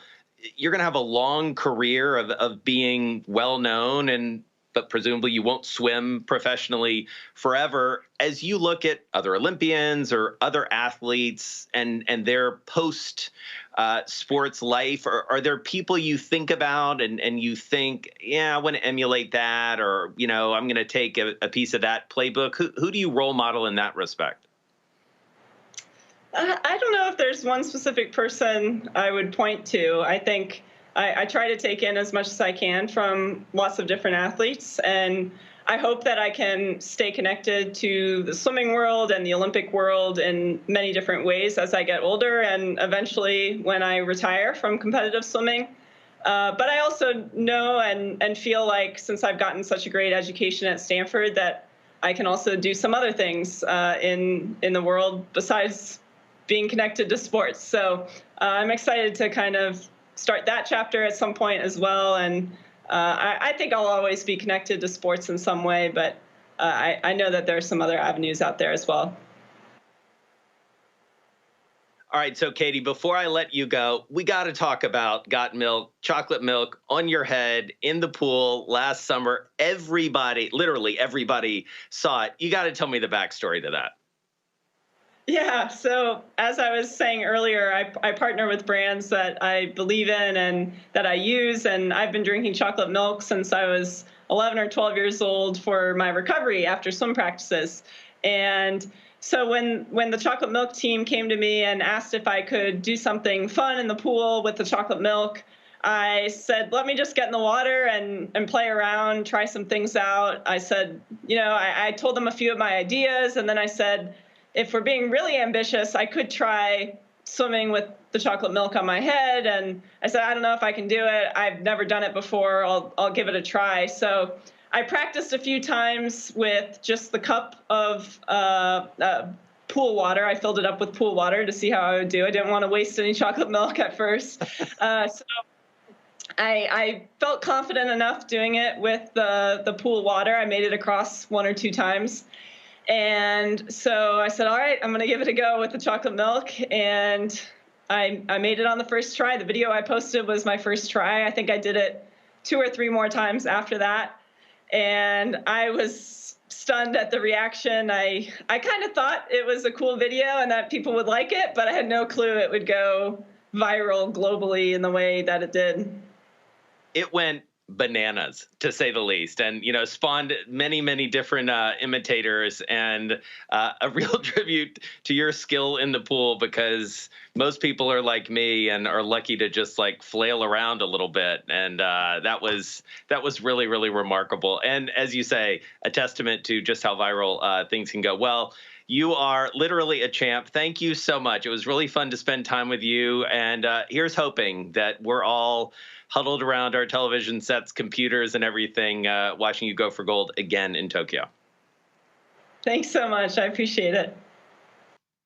Welcome to the next installment of The Year Ahead from Bloomberg. I'm David Weston, and we're very pleased, honored indeed, to have the newly minted member of the Council of Economic Advisors for President Biden with us. He is Jared Bernstein. So, Jared, thank you so much for being with us. I'll tell the audience we're going to spend 25 minutes in conversation, but we also welcome questions. So if there's some questions, just put them in. I'll get it here on the message board, and we'll work them in over the course of the conversation. So, Jared, as I say, congratulations, first of all, on your appointment. It's good to have you with us. It's great to be here. Thanks for inviting me. It strikes me that the biggest economic challenge right now for the administration, for the president, is actually a public health challenge, which is the coronavirus and the pandemic, and the effects of that on the economy. President Biden has proposed $1.9 trillion, as we all know, in stimulus plan. Give us your analysis as a member of the Council of Economic Advisors. What's the biggest problem we have right now in the economy, and how does this proposal address that challenge? The biggest problem is a dual problem, and you yourself, David, just nailed it, which is the dual impact of the persistence of the virus and its impact on economic activity, on commerce, on employment, on our ability to really get a recovery underway. And as I think you know, it's not an impact that is hitting everyone. When the president talks about a K-shaped recovery, he's talking about something real. When he talks about racial equity, he's also making a connection between who gets most hurt by these dynamics, these dual dynamics we're describing, and this legislative priority, top legislative priority of passing the American Rescue Plan. This package is what it's going to take to finally put COVID-19 behind us and get a bona fide recovery underway. It funds a national vaccine campaign to dramatically increase the pace of inoculations of vaccines. It mobilizes 100,000 public health workers. It ramps up testing, treatments, and therapeutics. It engages with emergency paid leave. It brings science back into the picture in a big way. It provides states and localities with the money they need to reopen schools, which is so important for kids and their parents and the economy. And I can say much more about its components, but that is the dual challenge we face, and this plan is designed to attack it and attack it hard. And I must say, Jared, I don't hear many people, Republican or Democrat, complaining about trying to really attack the coronavirus, getting the vaccination program up, supporting public health, things like that. There are other issues, though, that people ask, is it really targeted? At that K aspect you just addressed, how do we make sure the dollars get to the people who need it the most? For example, on the $1,400 payments, anybody will say some people really need that desperately. Frankly, some people don't. They've kept their jobs. They're doing just fine. Yeah, no, that's important. And I think the thing to recognize there is that the checks are better targeted than I think many folks realize. Now, that doesn't mean that they just go to folks at the bottom, but that's because it's not just folks at the bottom who need the money. And if anybody's listening to me in the 75, 100K range, many of them, yes, many have kept their jobs, many have lost hours, many have lost wages. Lots of those folks, and I'm not just talking about the poorest, I'm talking about folks in the middle class, something that's always been very important to President Biden. He talks a lot about the struggles that middle class families have had in recent decades. Many of those folks face issues around rent and mortgage payments. So there have been these moratorium in play, as you know, and that's a lot. But moratorium is not forbearance is not forgiveness. So at the end of these moratoria, people face very significant bills. Now that means that and this is really an important bit of economics here, because this gets down into some Keynesian multipliers.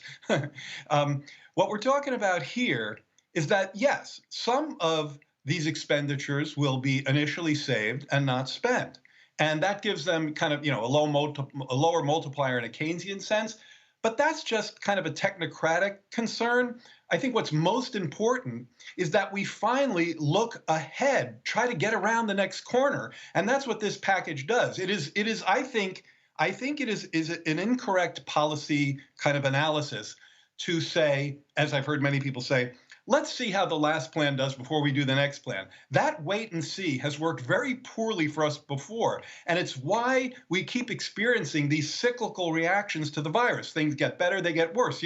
As you and your viewers know, we lost over 100,000 jobs last month. Lost, that was a negative. That had a negative handle on it. And we know that the unemployment rate for people in the bottom is around 20%.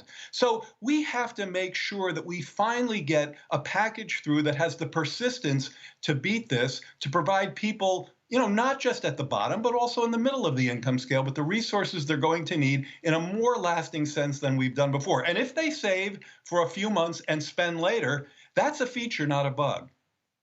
Well, let's talk about that supply-demand aspect of it, because we do hear some economists saying, look, the problem we have right now is not on the supply side, it's on the demand side. That is to say, people can't spend the money. They can't go to restaurants. They can't travel, things like that. And in fact, that's why we see savings rates going up, not down. People are not spending. If we want to replace those jobs, and we have something like 11 million, I think, right now, who are unemployed, who were employed before the pandemic. If we want to replace those jobs, how do we get that done? Just giving people money for their savings account doesn't do that, does it? It's the dynamic that I just described. So it's a great question, and let me unpack it a bit. First of all, clearly the best way to make a play for normalizing elevated savings rates is to attack the virus. Okay, so that should be a slam dunk. And as you mentioned, David, totally correctly, this is a bipartisan desire. But by the way, so is many other parts of what I've been describing. I've heard Mitch McConnell, I've heard Marco Rubio, I've heard other Republicans say these checks are actually really important. So that's been a bipartisan way. I know there are lots of Republicans who would like to see schools reopen. There are lots of Republican governors who would like to see the kind of help that they need finally arrive. So yes, these things, once again, they go together, they intersect. We have to do virus control, vaccine production and distribution with the science and the attention and the logistics. You and I were talking about Jeff Zients, who's helping to run the distribution of this. And, I think he has wrapped his arms around this. And you heard the president yesterday talking about our vaccine goals. So that's key.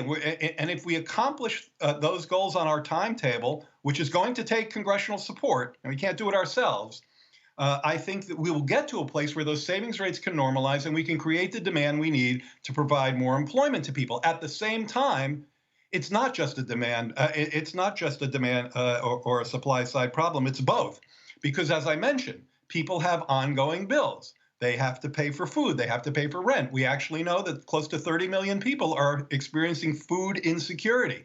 Now, we know that there's eviction threats. We know that there's foreclosure threats. So you really have to walk and chew gum, and not just now, but around the next corner.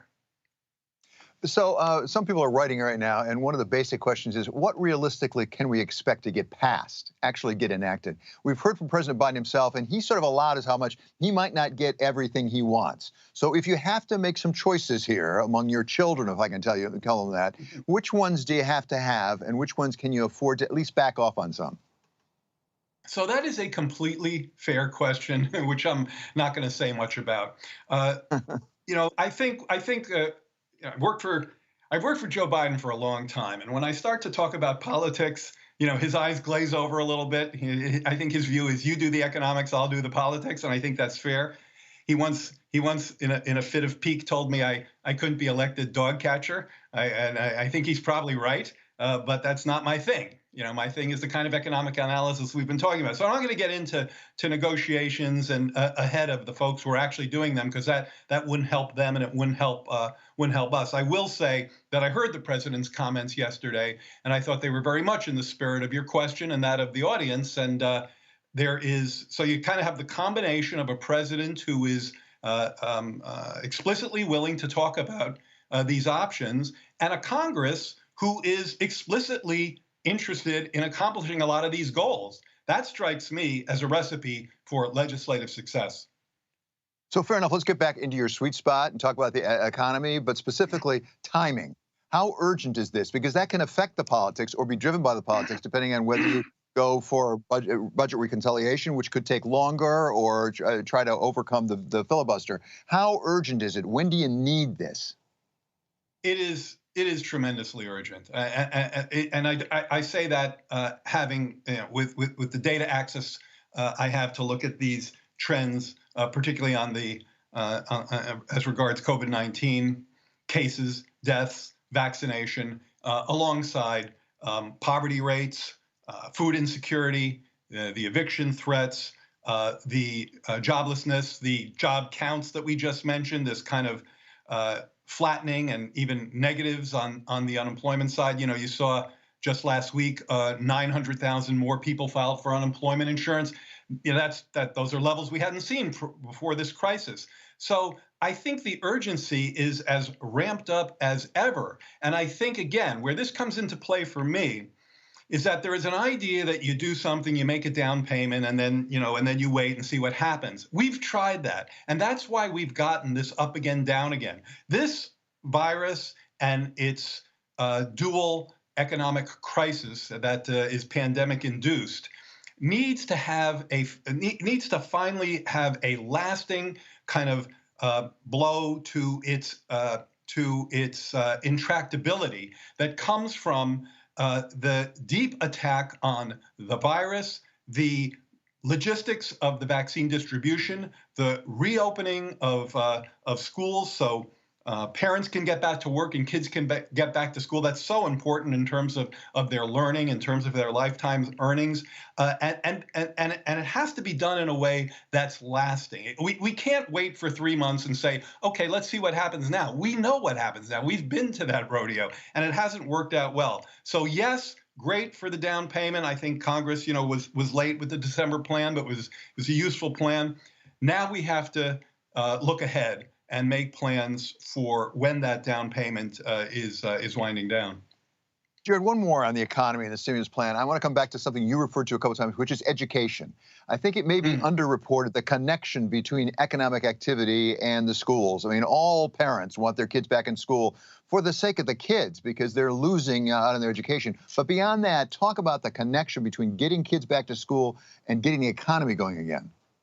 Yeah, this is really another important question, Dave, because it gets to something you've been talking about, we've been talking about for a while, but we haven't quite called it this, and that's the cost of inaction, right? So that when you ask me about urgency, the answer is inaction is incredibly expensive. What do I mean by that? Well, it's expensive in the immediate term, in terms of hunger, in terms of evictions, in terms of unemployment. Those are problems we face today. In terms of business closures, which again, have a strong racial component to them. We know that entrepreneurs of color have been particularly hard hit, and those are all very near-term problems. But the cost of inaction is a lasting cost, and it falls on many of our kids. It has a real cost for them. The longer schools stay closed, the longer the economic toll on them. Just a year of lost schooling, according to careful analysis, reduces lifetime earnings by, north of 5%. I think it's between 5 and 10%. And of course, more than 2 million parents, and they're disproportionately women, so more than 2 million women have already left the labor force. This has been a very genderized recession in that regard. Many of these moms have had to leave because they have to care for their kids. One recent study found that 20% of American earnings of American workers are going to have reduced lifetime earnings because of these closures. So these are real costs for our economy. Our state and local resources, which are a big part of this bill, are targeted at local education, where I think about somewhere between 500,000 and 1 million jobs have been cut because states facing budget constraints in their in their education sectors. So, Jared, we've been talking about proposed legislation in the form of that stimulus package or rescue package of $1.9 trillion. Let's talk about some things that President Biden can do on his own. Executive orders. There have been, I think it's fair to say, a large number of executive orders issued already. Let's talk about one I think that you particularly are involved in. That's the Buy American executive order. Explain what that is. Explain what, as an economist, what does that do to the economy? Yeah. So we procure, the federal government buys a very significant amount of goods and services every year. And most people don't know this number. Why should they? And I think a lot of people are surprised when they hear it. It's about $600 billion. That's about 3% of GDP. Now, a lot of that's defense, but a lot of it isn't. It is very much in the interest of the American workforce to have that procurement be as domestic as it possibly can. I say that based on everything we've discussed so far. I mean, I would say very much the same thing even in good times, because we know that there are many communities that have been really gutted by the loss of manufacturing employment and the downsides of globalization. But I'll particularly say it in a moment like this. And by the way, and this is where Trump's trade policy I thought was very ineffective, even before this crisis, our manufacturing sector was in recession. So we've had difficulties in that sector for a long time. Now, I've talked about this issue a lot. It's, as you said, it's been a big part of my research, and it's dear to my heart because it's another dual-edged sword, like many other things we've been talking about today.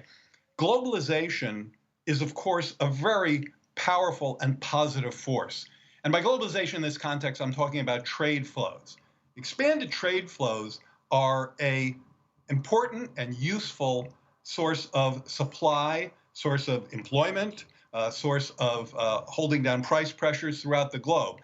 But on the other side, those trade flows have caused concentrated and persistent pain, suffering, with even political consequences in places throughout this country. And I think we all know the kinds of places we're talking about. And I think, while this has been a long-term interest of Joe Biden, politicians from the left and right haven't done enough to address this problem. And one way they've let this slip is by ignoring Buy American rules. We've had these rules on the books for decades, but they have been summarily ignored. They're fraught with loopholes and waivers, and I can go through the details, but the executive order not only sets up an office within a senior person within the Office of Management and Budget to oversee closing these loopholes, rationalizing these waivers, standardizing the way we do this, but making sure that this is an administration-wide push, that agencies don't have an ad hoc approach to this, and that finally we're providing our factory workers, those in export-sensitive and tradable sectors, with some opportunities that they need when we're spending taxpayer dollars to procure American goods. So I can fully understand how this could protect the jobs of some workers, protect even the manufacturing industry. But as a matter of economics, does it just work as a tax, much like a tariff? You referred to former President Trump. President Trump actually liked Buy America, didn't he? Isn't this an extension of what President Trump was doing?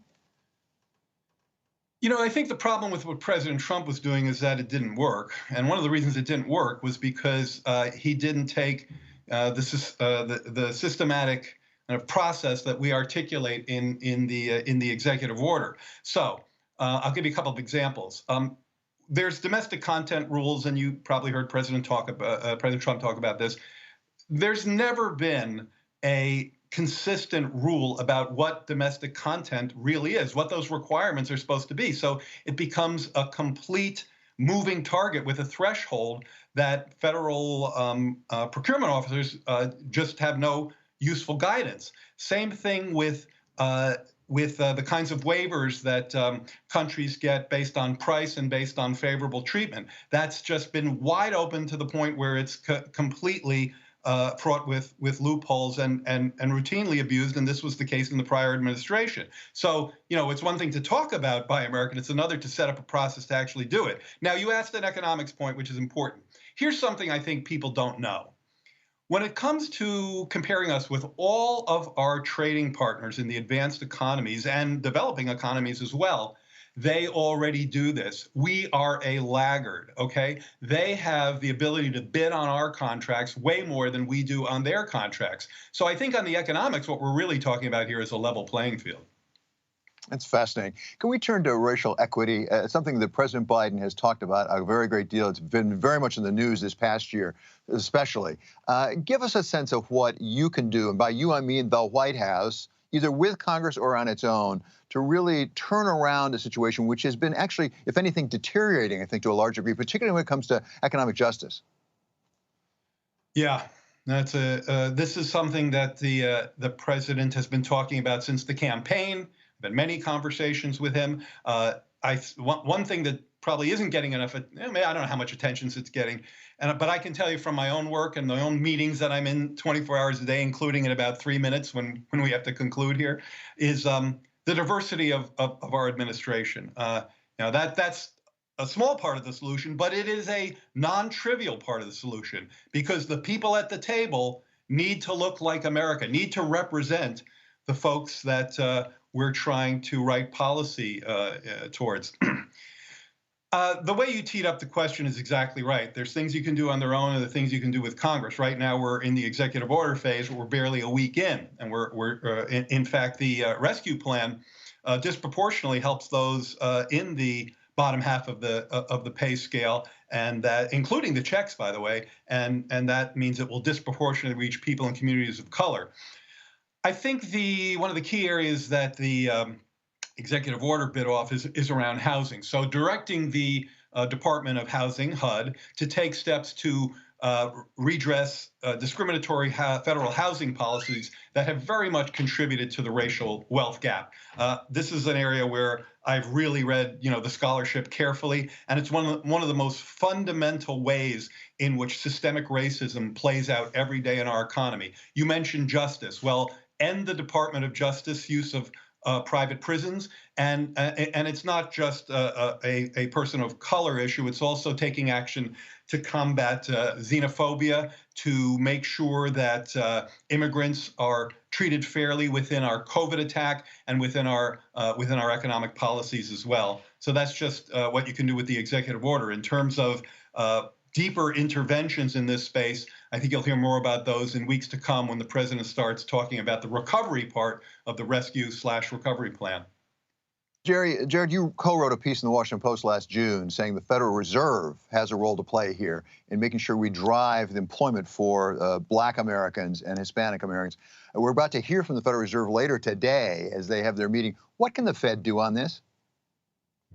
Well, first of all, when I was writing articles for the Washington Post, I didn't have to give the following preamble, and now I do. And I don't say this because it's pro forma. I say it because it's true, which is that we respect the independence of the Federal Reserve. And I say that because I'm a scholar of monetary policy, and I've looked at history littered with countries whose currency who have gotten into all kinds of problems by not respecting the independence of the Federal Reserve. History is littered with those examples, and we're not going to be one of them. But when it comes to racial equity, every important economic institution has to have an oar in the water. And that includes the government, that includes fiscal policy, and includes monetary policy as well. This is not something new that Joe Biden started talking about yesterday. This was something that he talked about during the campaign. And the idea here is that the Federal Reserve needs to take account of racial equity, just like every other important institution. How that happens can happen through reporting. It can happen through some of the really interesting and probably underappreciated actions that the Fed takes in areas with, say, the Community Reinvestment Act. But it has to be a goal of both fiscal and monetary policy. One way in which, by the way, I think the Fed has already been very helpful in this space is by pursuing truly full employment and being data-driven in those pursuits. When the unemployment rate got down to 3.5%, we began to see people in communities that have long been left behind get pulled into the labor market because of the heat it was generating. And that had a lot to do with key players at the Federal Reserve moving from a theoretical issue where they say, we know that if the unemployment rate gets below 6, 5, or 4%, that inflation is going to spiral, to a data-driven view, which is where they are now, which is, let's see how low full employment really is, and watch the dials and act in a much more data-driven way. That's allowed for more persistently tight labor markets, and that has disproportionately benefited persons in communities of color. Jared, we need to let you go do the nation's business, but I want to sneak in one more short question that came from a viewer who asked, what can we learn from the apparently better success a lot of other countries have out of their world in dealing with COVID-19? Is this a question of confidence, or is it part of our national ethos?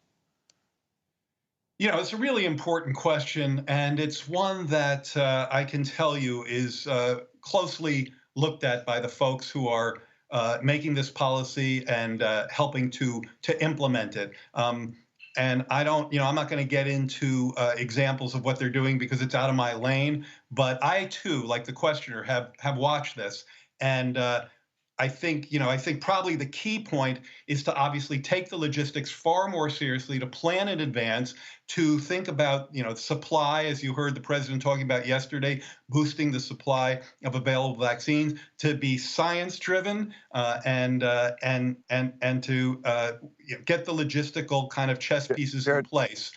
And Jared, you've been so generous. You've been so generous, and I'm worried about the White House. That's Jared Bernstein. He is the new member of the Council of Economic Advisors for President Joe Biden.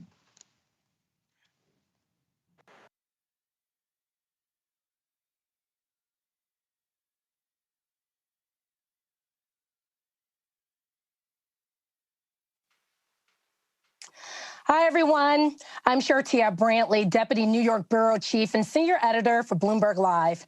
And I'm delighted to discuss the 110 Initiative with its board co-chairs, Ginny Rometty, former Executive Chairman and CEO of IBM, and Ken Frazier, Chairman and CEO of Merck. Welcome, Ginny and Ken.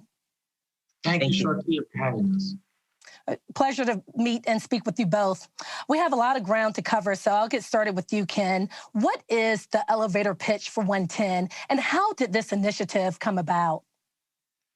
So 110's mission is to combine the power of American companies to hire, train, and advance 1 million Black Americans over 10 years into family-sustaining jobs with opportunities for advancement. And what prompted the creation of this initiative? Well, let me start by saying that many companies have been working on these issues for years and years, but we've been working on them by ourselves. And I think following the tragic events around the George Floyd murder, I think it spurred discussions all over the country at kitchen tables and boardroom tables. And some of the leading CEOs came together and asked, what is it that we as business can do to create more opportunity? You know, Americans all aspire to be a land of opportunity, and economic opportunity is among the most important forms of opportunity. And you know what corporate America does is it provides a significant amount of economic opportunity. So we started asking ourselves, what is it that we can do as this generation of CEOs to create that real opportunity for Black Americans? And as you may know, more than 75% of working age Black Americans lack a 4-year degree. And so we said, if we can focus on skills-based hiring rather than credentials-based hiring, we can maybe start to address the intergenerational economic gaps and opportunity gaps that exist for African Americans. Ginny, how are you leveraging your experience with IBM's P-Tech program to support 110's mission? Well, this is what I'd almost call a movement that I started with IBM. It was almost a decade ago now.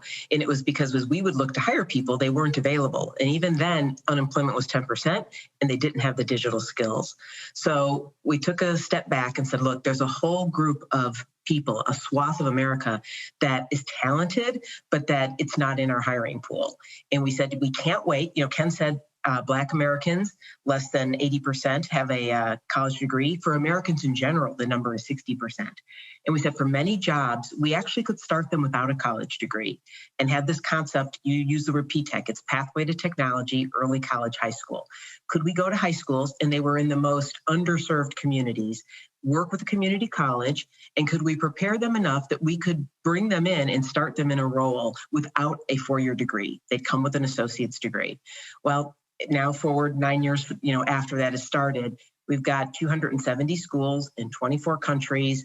It is about 150,000 kids coming through, and they have made outstanding employees. And we've really dispelled a lot of myths that it isn't that they're not talented, they don't have access. So to Ken's point, if you really believe, like we do now, that it isn't just a digital divide you're solving, but there's also this point that economic opportunity is really the great equalizer for all of racial injustice, this is a perfect program to help feed into this. So P-Tech will provide one source of talent, but IBM is also a company like the other 38 companies now who will commit to hiring. And I should say that 90% of our students in this P-Tech program are Black and Latinx. Mm-hmm. So let's talk about over-credentialing. How does 110 help us overcome this barrier that we find when it comes to job descriptions, typically mandating a 4-year college degree, Ken? So the whole point of 110 is to take a different approach to job creation by challenging sort of the status quo and advocating for just that, a skills-based hiring approach. It's about doing the difficult work of thinking differently about talent, as Jimmy said, and knowing that we have talent in untraditional places. And so shifting to skills first, we think is an imperative to achieving greater equity and inclusion, because as long as we have explicit 4-year college degree requirements, we are creating systemic barriers to many Black and other underrepresented Americans who too often, frankly, don't have the financial means to pursue one. So our starting goal is really around making sure that we look at our own job requirements and make sure that we are looking at whether or not those job requirements truly do require a 4-year degree, or whether we're actually looking for a set of skills that people without a 4-year degree can develop. Mm-hmm. And Jenny, can you weigh in on new-collar jobs and how they fit within this initiative? Yes, well, new collar was a phrase that we had coined, and it was for a very good reason. As we went to bring in people into the workforce that didn't have a 4-year degree into a company like Merck, like IBM, that had always hired 4-year degrees or PhDs, it was a way to say, look, this is not a group that is not talented. So you might have heard of the phrase of blue collar or white collar. New collar was meant it's just a different and new segment, because we really need to normalize that you are not taking down the level of employee in your company. That's not what this is about. These are really talented people that, as I said, didn't have access. And so the idea would be tell everyone and spotlight them. I know I spent years highlighting them every opportunity I could to say, look at how talented these people are. And a couple statistics that are really interesting. So we went about the work, as Ken said, to remove the degree requirements. So now 47% of our jobs don't require a college degree. Over the last 3 years, 15% of our hiring has been what we coined new collar, but meaning the kids that, or people, it's not all kids, that did not have 4-year degrees. And a really interesting statistic is that, once they're around others and they see the mobility and the opportunity, 74% have actually gone back to get their 4-year degrees.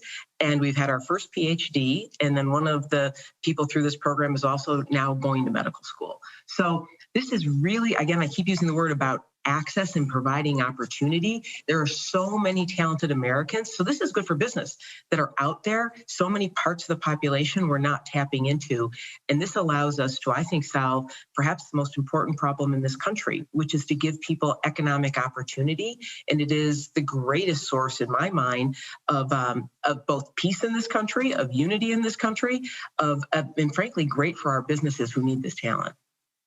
And when we look at the job functions, Ken, that are ideal for this initiative, it's jobs within technology, medical devices, business and finance operations. What are some of the other opportunities that are well suited for this? Well, I'll pick one, and that's manufacturing. Across this country, there are a lot of people who are, small and mid-sized manufacturers who have these kinds of excellent jobs with career advancement opportunities. But that's a skills-based type situation where they can't find the people who have the specific skills to do the kind of more complicated manufacturing processes that are typical of America today. So we want to work with people like the National Association of Manufacturers to try to hire hundreds of thousands of these people who need to get a certain set of skills before they can actually be in the manufacturing field. Healthcare is another area.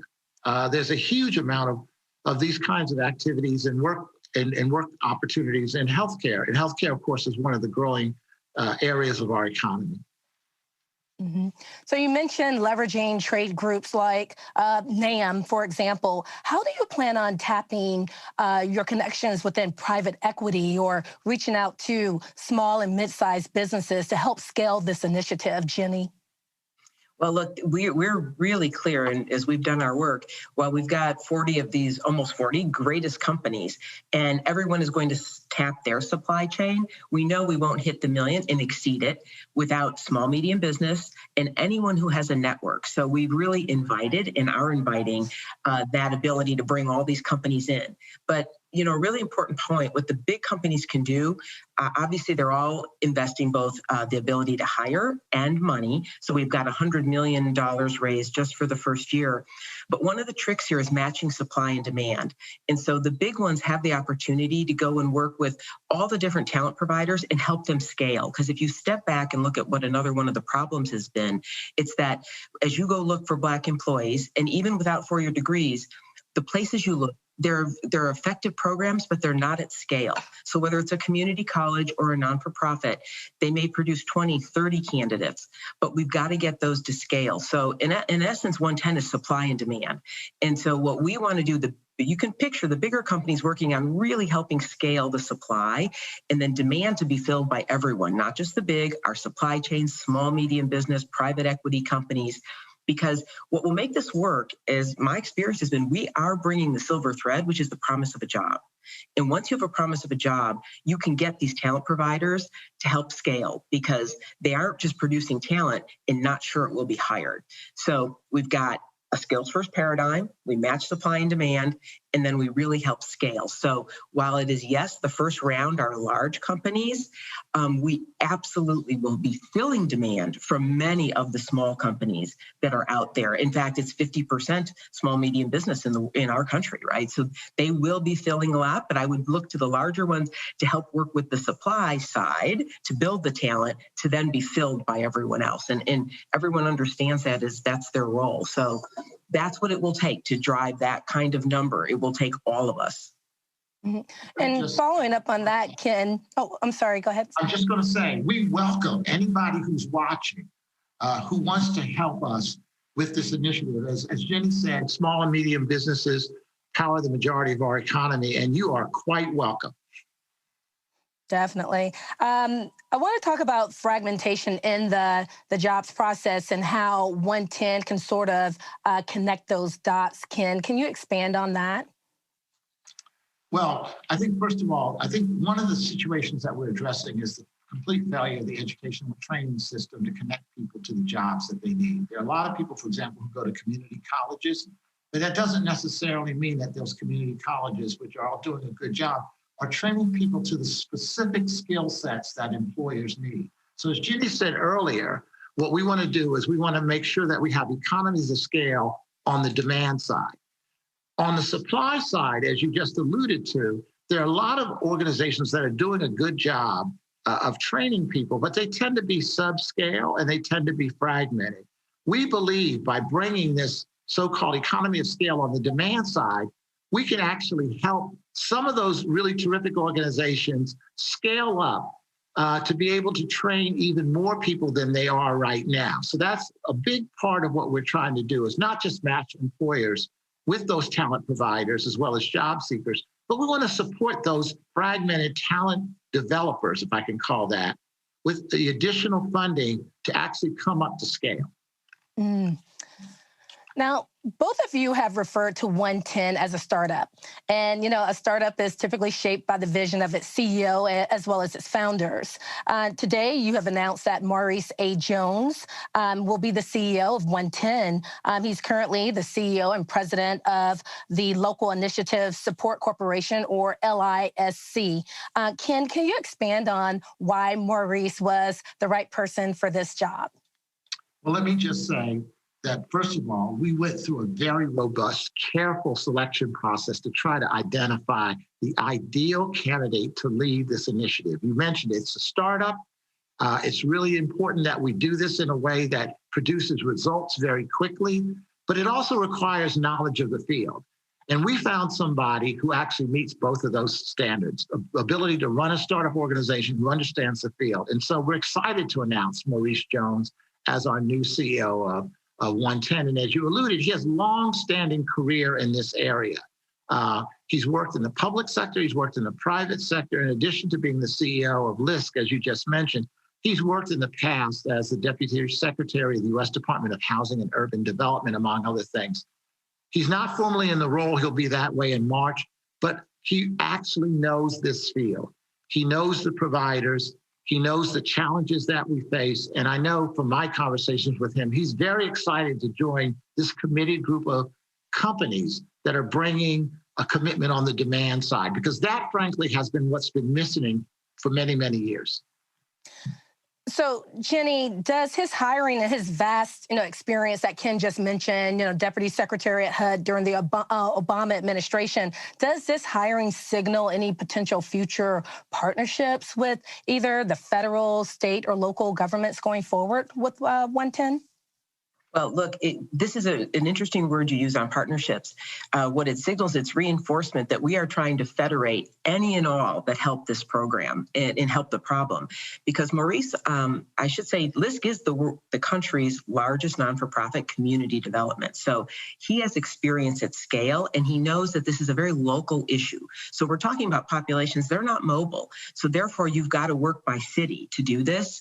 And that is a set of partnerships. And in fact, as Ken was speaking earlier, I mean, one of the reasons I was so excited about the formation of this is that everyone's got some good ideas. The government has some good ideas. Individual companies have some good ideas. Bank of America is doing a great thing. IBM was doing, Merck has it, but none of us can scale to the size of the issue.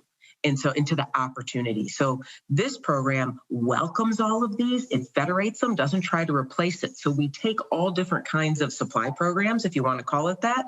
We bring them in, and now we offer more people to hire from them. Or we have more people now willing to hire, and therefore we scale the supply. So I think this is perfectly suited to what Maurice knows how to do, which is to locally pull partners together. And there is a big role for whether you speak of the federal government. Look, there are policies that would make a big difference for these populations that are underserved. Universal broadband is one. There is the Higher Education Act. The country spends $120 billion in student aid, but today you have to be a full-time college student. We are talking about people that they have families to support, or they have got to go to school part-time. Changing programs like that to just have you be part-time and qualify for aid. Those are really important things that we are going to continue to articulate and look for help from the federal government. But Maurice is a perfect man to federate all of these pieces together. Mm-hmm. The labor market, as we know, has been decimated by the pandemic. Ken, what do you say to critics who may say 1 million jobs over 10 years, that's too long and it's not bold enough? Well, first of all, we wanted to put a stake in the ground. We are by no means wanting to be limited by 1 million jobs, and we want to do it a lot faster than 10 years. But we wanted to put a stake in the ground, particularly for the 37, 38 now companies that are founding members. We wanted to be very careful about identifying a clear and measurable commitment. By no means do we want to be restrained by just those early commitments. My belief is that with Maurice's leadership and other companies seeing the opportunity to do this, we'll do even more than 1 million people, and we'll do it faster than in 10 years. And by the way, while we're starting with a focus on Black Americans, we hope to expand beyond Black Americans to other people who are underrepresented, who don't have the opportunities. We have found in the past that when you create opportunities for one group, or you reduce barriers for one group, you help everyone. Definitely. As this reckoning on race in America continues, there's more and more talk about racial economic justice and the widening wage and wealth gaps we see in this country. A typical Black family has $4,000 in net wealth compared to $147,000 for a typical white family. Jenny, how does this program help to sort of close that gap? Yes, well, I have to say the statistics you just cited, those are one of the major reasons that we have focused so closely on providing jobs, because the way to change that is to provide economic opportunity that can go from one generation to another. And that is why it is so clear that business should do what it does well, which is create jobs. And that if we do that and everyone felt they could do better, we would make a sustaining impact on that, meaning change it. And that's what 110 was trying to do and is trying to do, is say, what are the barriers we can remove and systemic issues we can address? So Ken said they'd be changed for everyone, but that they would also be changed permanently for the future. And so by doing and going after what we said were family sustaining jobs, those are, depending on the country, or excuse me, the part of our country, it's anywhere between $50,000 and $70,000 a year for a beginning job. That is family sustaining. And then that the second part of this, and what 110 will help do to break that, is that we're saying these are not dead-end jobs. We also made sure the jobs we're putting people in are jobs that have upward mobility, because these are careers we're trying to offer, not just a job. And I think that's a really important point. There are other issues in the economy for other low-income jobs. We are really targeting to say, can we pull a group of people that have never been in this segment into it and then provide them with upward mobility from that point on? And that would change the numbers that you cited there over the long run and permanently. Mm-hmm. Ken, the founding companies that are part of this initiative is like a who's who, from Accenture to General Motors to Medtronic to Walmart, just to name a few. How did you all go about recruiting these companies, and are you expecting to announce any additional partners in the near future? Well, let me start by saying that those are companies that are led by CEOs who see that this is a moment in our country where we can actually do more to build middle skills and create opportunities for people who are disadvantaged. So we really didn't recruit. We didn't call people. People answered the call because I think all of us in business know that we have a real responsibility. What makes our country different from other countries that have similar problems around the world is our stated creeds, but also the role of the private sector that has the talent, the resources, and the infrastructure to help reinvent the company. So coming out of this pandemic, we're going to have to reinvent our economy. And I think there are a lot of CEOs who want their companies to be a part of that. And so they raised their hands and they said, we want to be a part of that. And by the way, it's not just about hiring people who are disadvantaged. We're also putting together what we call a community of practice, where these employers are going to actually help each other figure out how we can provide a more inclusive workplace ourselves and create longer-term retention and advancement of the Black employees in our companies right now. Because as you know, there's often a glass ceiling for Black employees in these companies. They don't stay long. And so in addition to hiring people, we want to make sure that our companies are exemplars of inclusive workplaces. Jenny, anything to add to that? No, I would just say that it's very inspirational to see that all of our colleagues know that this is a long-term effort. They've dedicated themselves to it for the long term.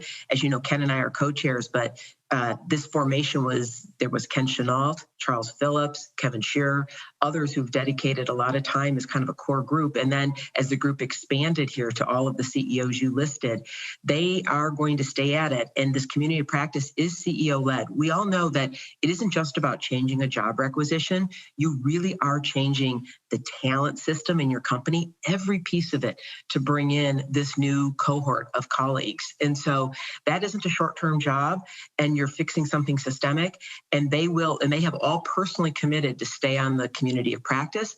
And this is a CEO-driven initiative, which when you drive a new paradigm and you do something for the long term, it's the only way it will sustain itself. In that vein, Jenny, how do we hold these corporations accountable? Will there be tracking of hiring? Will you release this information either on a quarterly or annual basis? Yes, this is a very good point. And, it's, as Ken said, our colleagues are so committed. Actually, the biggest discussion with every one of them was a real vetting if they felt they could honor those hiring commitments. So they didn't want to sign up if they didn't know they could do it. So they've all been through this process. And so we've had non-disclosures so that people will share the data, not just to report on it. It's also to improve, right? And as Ken said, part of what we want to do is be sure we keep all the people in the system and promote them. So we have an intake and then an advancement set of metrics. So the short answer to that is we will have those metrics and we will publish something in group that is going to hold ourselves accountable to meet these numbers, because none of us want to do this without producing the outcome, right? So as a member of 110, we should be able to create better outcomes for both representation and mobility upward than we could have by not being a member of 110. So yes, we will have our own targets, and there will be some numbers that we will publish as well. I also want to say that, oh, yes. Just to be clear, we're not fooling ourselves.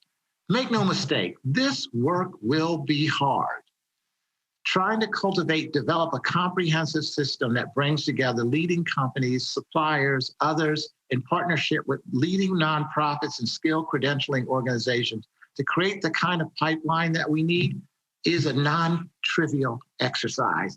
But we're going to stick with it, and I think it's important what Jenny said. These people are making a 10-year commitment. We won't do this overnight. We can't start from a standing start and get to where we want to get. But I think we all believe that with our collective efforts and the efforts of others, we can create greater equity and inclusion. Any other thoughts before we close? Jenny? I would only echo what Ken said earlier. Anyone watching, right? We had 500 other companies reach out to us after the announcement. Everyone is welcome. And even if you can't contribute on supply, please, if you can hire, right? That is the most important thing, and we'll help do the vetting. So I'd only close by saying we hope, this being the largest private sector initiative in this area, we all hope that we are really able to make a substantive difference in this country for so many people. And I'll say, we're doing this not just to make our companies better, but to make our country better. We'll leave it there. Thanks so much to 110 board co-chairs, Jenny Rometty and Ken Frazier. Thank you so much. Thank you. Thank you.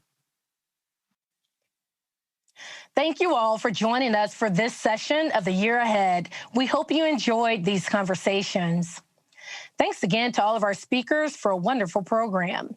And thank you to our sponsors, Alex Partners and IBM. And most of all, thank you for being such an engaged audience. To rewatch any part of this event, you can come back to this website where the recordings will be uploaded. You can also access videos of all interviews on the Bloomberg Live YouTube page. The Year Ahead continues this afternoon at 12 noon Eastern Time and tomorrow, January 28th. You can check out our agenda on BloombergLive.com. We do hope you will join us again. Thank you.